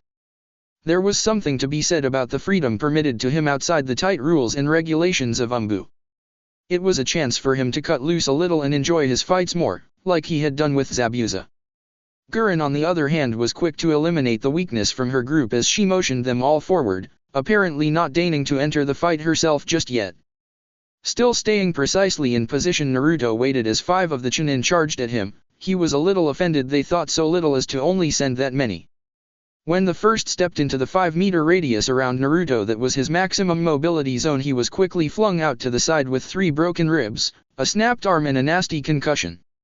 It hadn't even looked like Naruto moved, it simply appeared like the man had rebounded off some invisible barrier.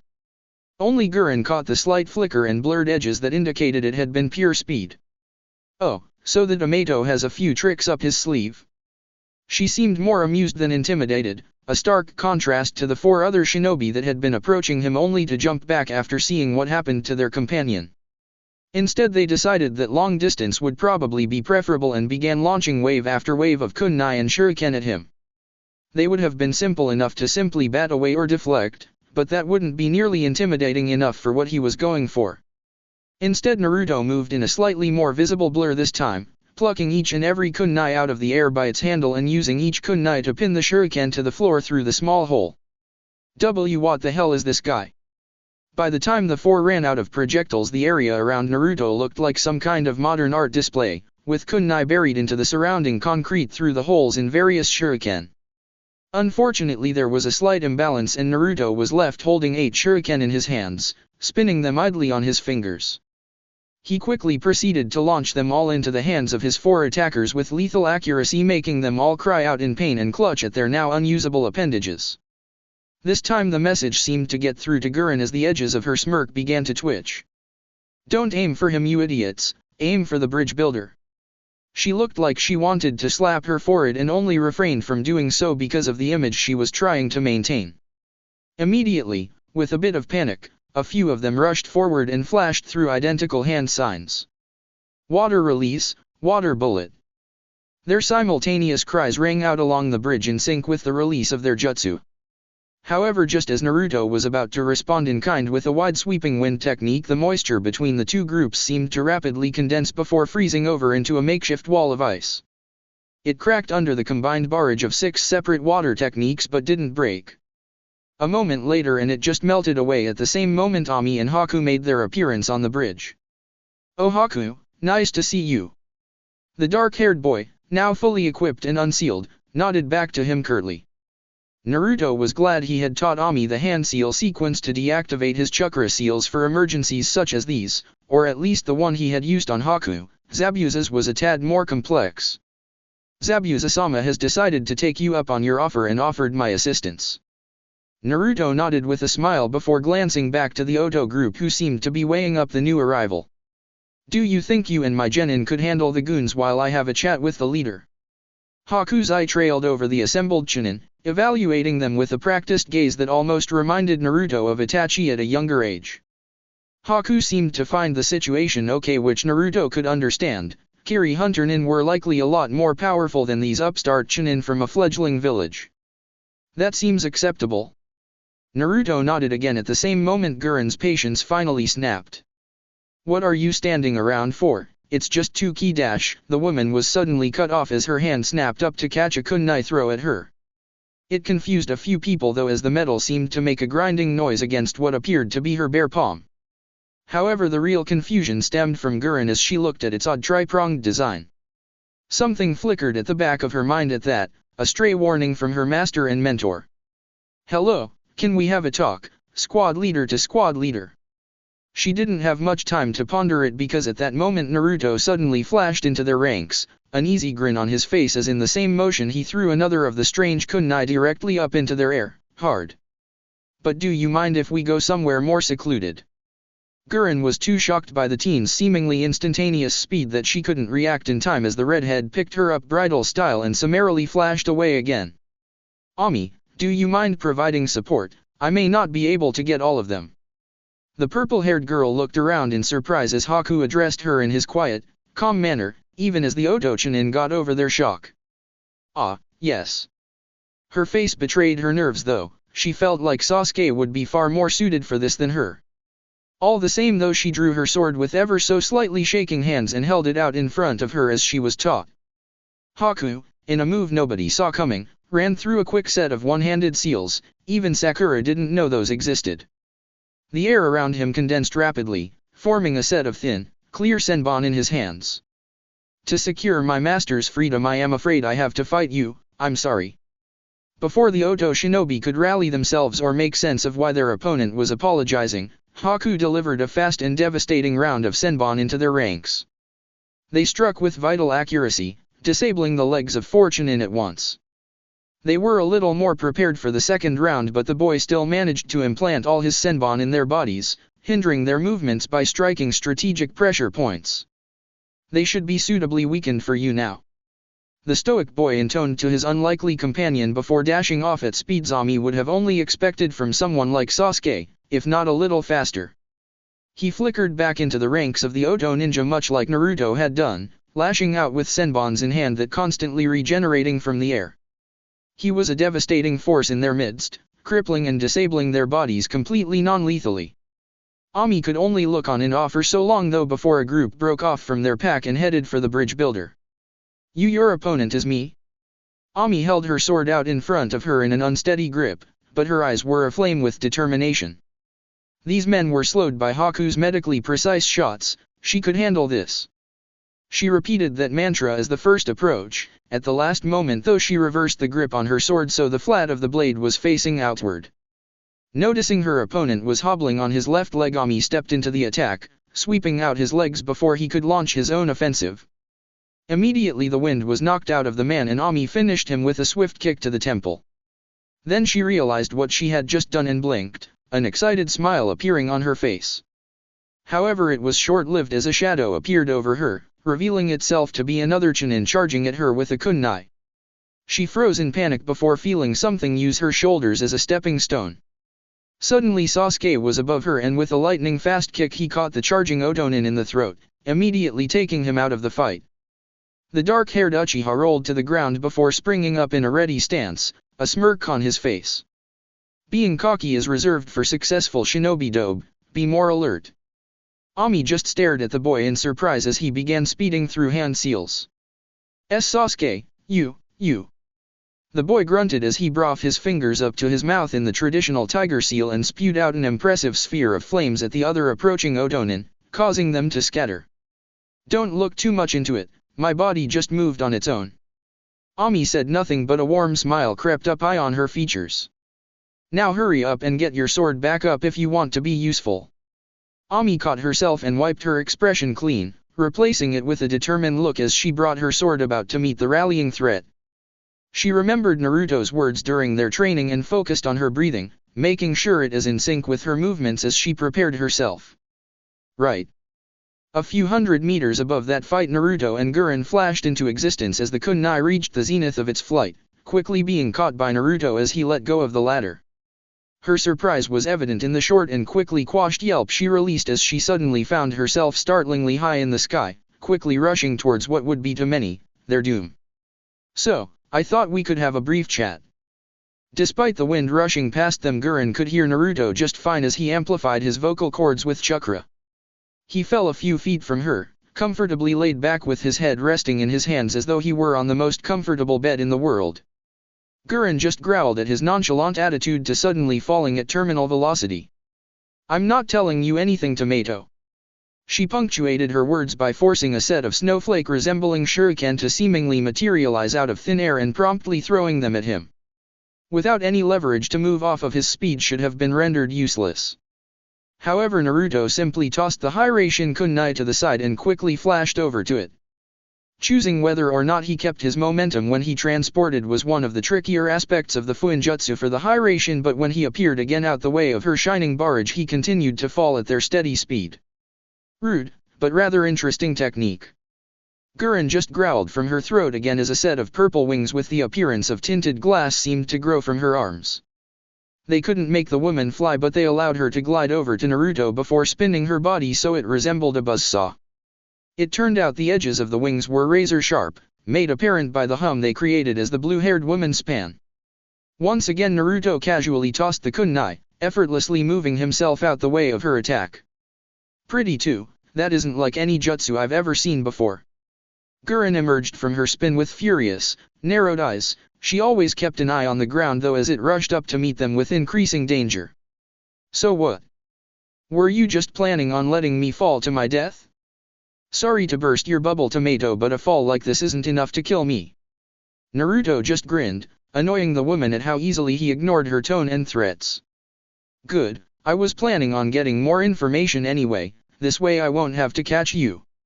And with that he suddenly vanished in a flash of red. Before Gurren could be angered at his sudden departure, though she realized how close she was getting to the ground and hurried through hand seals.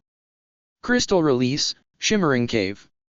Suddenly the water near the bridge below her erupted into beautifully glittering spines of variously shaped crystals, all with a pinkish hue. They grew up towards her, forming a long, slippery tunnel that she angled herself into. It safely carried her the rest of the way down before angling outwards and letting her skid across the water to a relatively peaceful stop. She was a little annoyed though at what falling at terminal velocity had done to her hair. Crystal release? Never heard of it. She looked up to see Naruto sitting atop one of the crystal spires looking down at her. He quickly hopped off, knowing it wasn't the best idea to remain atop a construct your enemy had created, and landed without even a splash atop the water. Well, you're about to know all about it, it'll be the last thing you ever see. Naruto raised an amused eyebrow before lifting a lazy foot into the air. Right. When it touched down he vanished, only leaving a faint ripple in the lake below them. If she was shocked at the burst of speed, Gurren didn't show it. Instead she smirked for an unknown reason that became clear as Naruto appeared a few meters from her, gently shaking his hand back and forth with a wince. Okay, ow. The teen had tried to get in close and take Gurren out quickly with a series of fast jabs only to have his fists rebound of a very hard, very invisible surface around her skin. When Gurren moved her head to smirk at him he spotted the faintest hints of a light reflection pass over her. Oh, you coated your body in the thin, adaptive layer of crystal. Gurren's smirk only grew at not even having to explain herself. It was nice fighting competent opponents. My defense is impenetrable. Naruto couldn't help the smile that appeared on his features at that. It sounded like a challenge to him. One moment he was there, the next he was right beside Gurren, a swirling ball of convulsing blue chakra barely contained by his palm. He wasted no time in crashing this right into Gurren's chest, watching her surprise when her impenetrable defense gained more than a few cracks. However, it soon turned to surprise of his own when those very same cracks quickly began to heal over, almost at the same rate the Rasengan was grinding through it. Well, this is a war of attrition if I ever saw one. Gurren smirked at him as she brought a hand up to touch his arm. Not quite. She took great satisfaction in seeing crystal begin to creep up her opponent's arm. The fight was hers now. However, it turned to shock and dismay as the trapped Naruto in front of her quickly faded away. Her scowl showed her immense irritation as Naruto once again appeared a few feet from her, looking at the vaguely arm-shaped crystal fall into the water. Damn it, a clone. Naruto shrugged as he analyzed the best way to get around this obstacle. After image actually. Gurren seemed a little miffed by that but quickly shrugged it off as Naruto nodded to himself, seemingly coming up with a solution. These are clones. Suddenly there were 4 more of the redhead, each of them taking up positions in a roughly pentagonal shape around her. Gurren was incredibly wary as they began running through seals and quickly began flashing through her own Uzumaki sealing technique, Vitality Prison. The clones finished as they slammed their hands down on the water, causing a glowing red circle to spread from each contact. Crystal release, Crimson Fruit. Likewise Gurren slammed her hands into the floor, causing a gleaming red crystal barrier to spring up around her, completely encasing her form from whatever Naruto was doing. From each of the rings the clones in original had made, lines spread out to connect them to each other before various kanji sprang up within the pentagon. For a moment it felt like nothing happened, but Gurren soon felt the tug on her chakra reserves as the barrier around her seemed to thin. This is the end game, Gurren. The woman huffed as she poured more chakra into her construct, keeping it active at the cost of a lot of her energy. This seal drains the chakra of anything inside it. Eventually you'll either collapse from exhaustion or be forced to try and get out. They both knew the consequences, or that Naruto was a lot faster than Gurren, and even with her armor she couldn't survive consecutive barrages of Rasengan. However, she was a stubborn woman and kept her barrier up until the very last dregs of her chakra left her system, causing her to collapse to her knees and the red crystal around her to shatter into glimmering dust. Naruto walked over and checked the woman to make sure she was unconscious before hauling her onto his shoulder.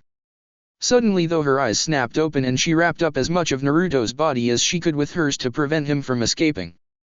She took vindictive pleasure in watching his look of horror on his face as his entire form began to crystallize, right up until the moment Naruto puffed into nothing but white smoke, leaving her to unceremoniously drop into the water and summarily drench herself. "Can you please not do that to all my clones, or it's going to take ages to get you back to the house." She spotted another Naruto standing nearby, who sent over another clone to come pick her up.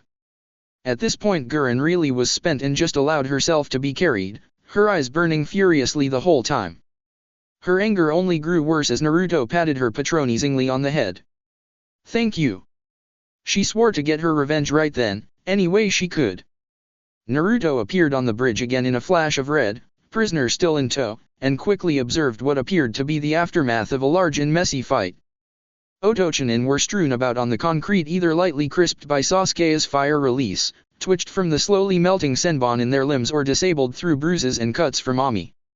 The man smiled at his students proudly, even if the abundance of water about the bridge suggested Haku did the majority of the work. "Haku, if you would go and get Zabuza over here, I would be happy to fulfill my end of the deal."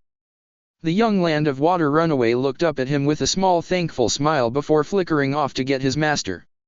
Naruto took the opportunity to address his genin as a group, still beaming enthusiastically. "I'm proud of all of you guys, you know, it takes a lot to stand up and face so many chunin at your age, never mind come out as victors." He winked at the two girls cheekily. "I still knew you guys could do it though."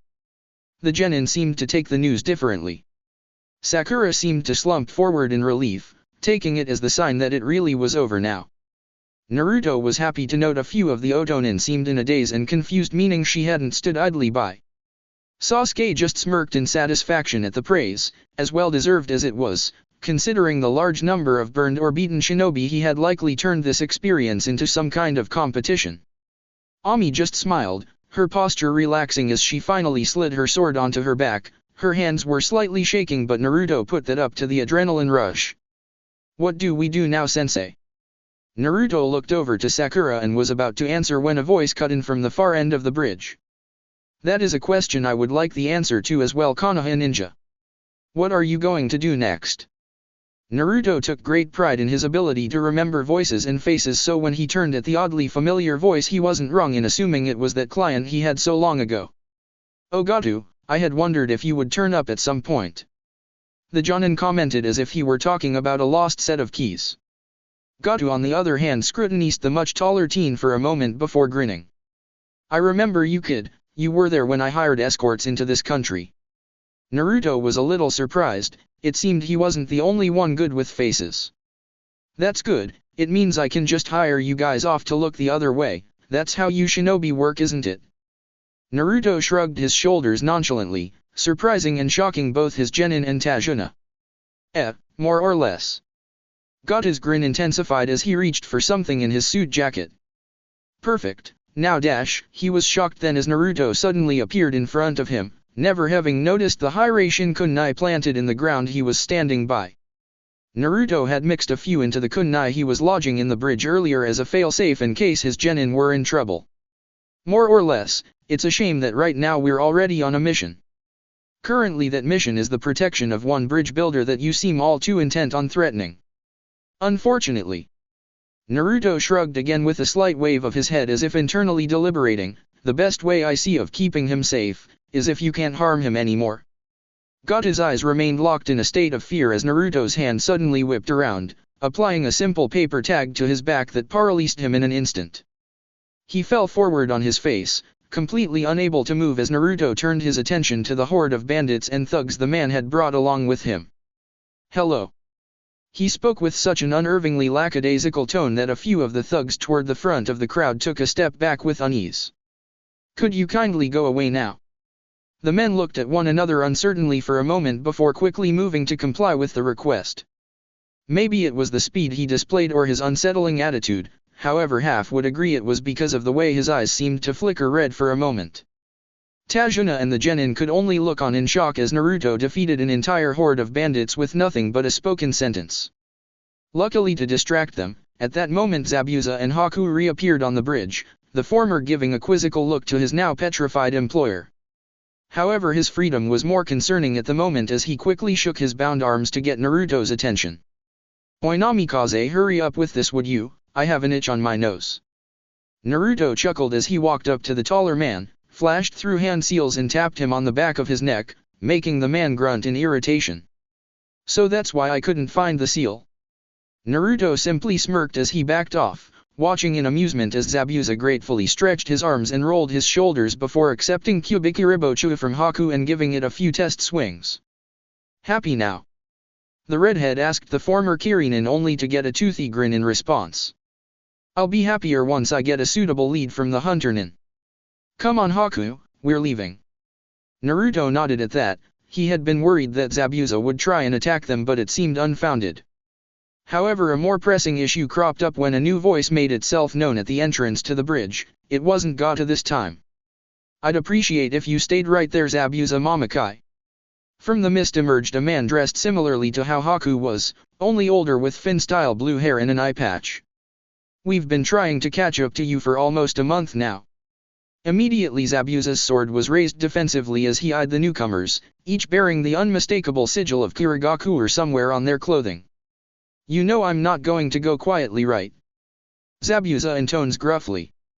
The man stared at the former swordsman stonily for a good long moment, the tension growing so thick it could be cut with a kunai, before chuckling.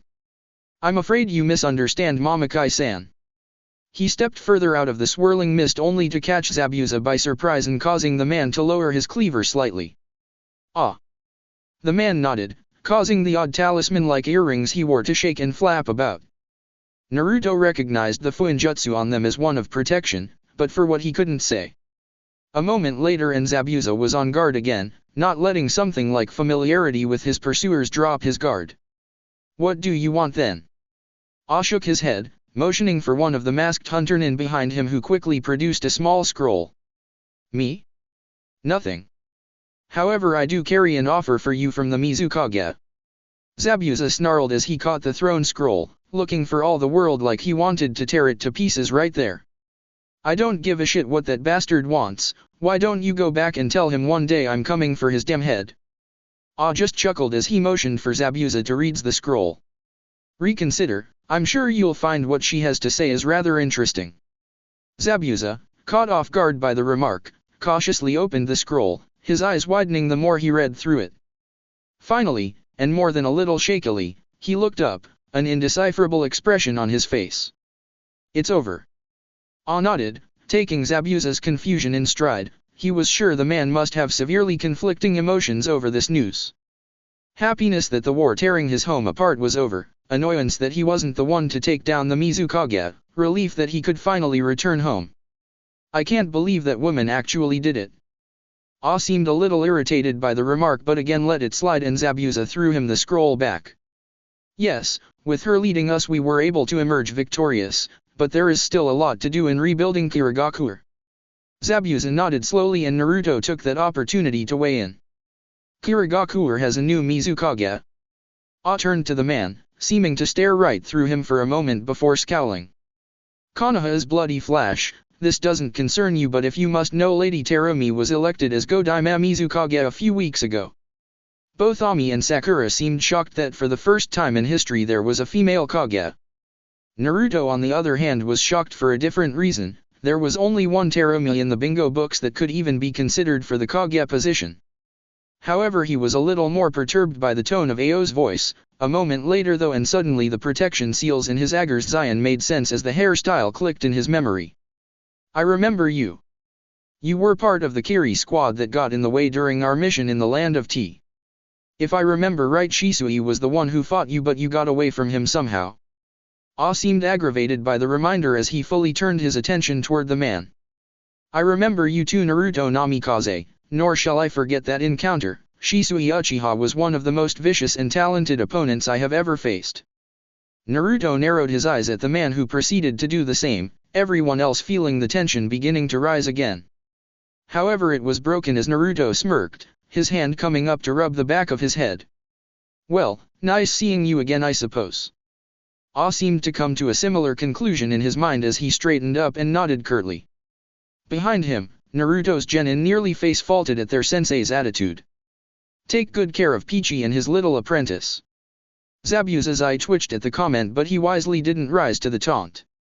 Ah gave another curt nod before flickering away. After a moment of pause where it seemed Zabuza would do the same, he stopped, turning to the redhead. "I'll be back for a rematch, Tomato."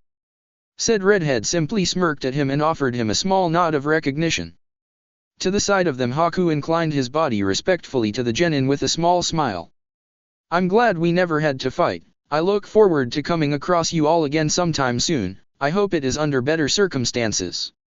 Ami had to suppress a small blush as the boy looked up at her and smiled before he and his sensei flickered away after the other Kirinin, leaving Naruto and his team, along with Tajuna and Gato, alone on the bridge. The Jonin looked down at the paralyzed man on the ground for a moment before letting his head cock to the side slightly. "Now what do we do with this guy?" From the side, the up until now quiet bridge builder spoke up, a hint of vengeful anticipation in his tone as he stared at the helpless businessman. "Leave that to the people of Wave, we'll be sure he gets what he deserves." That's it for part 5. Thank you for watching and see you on the next video.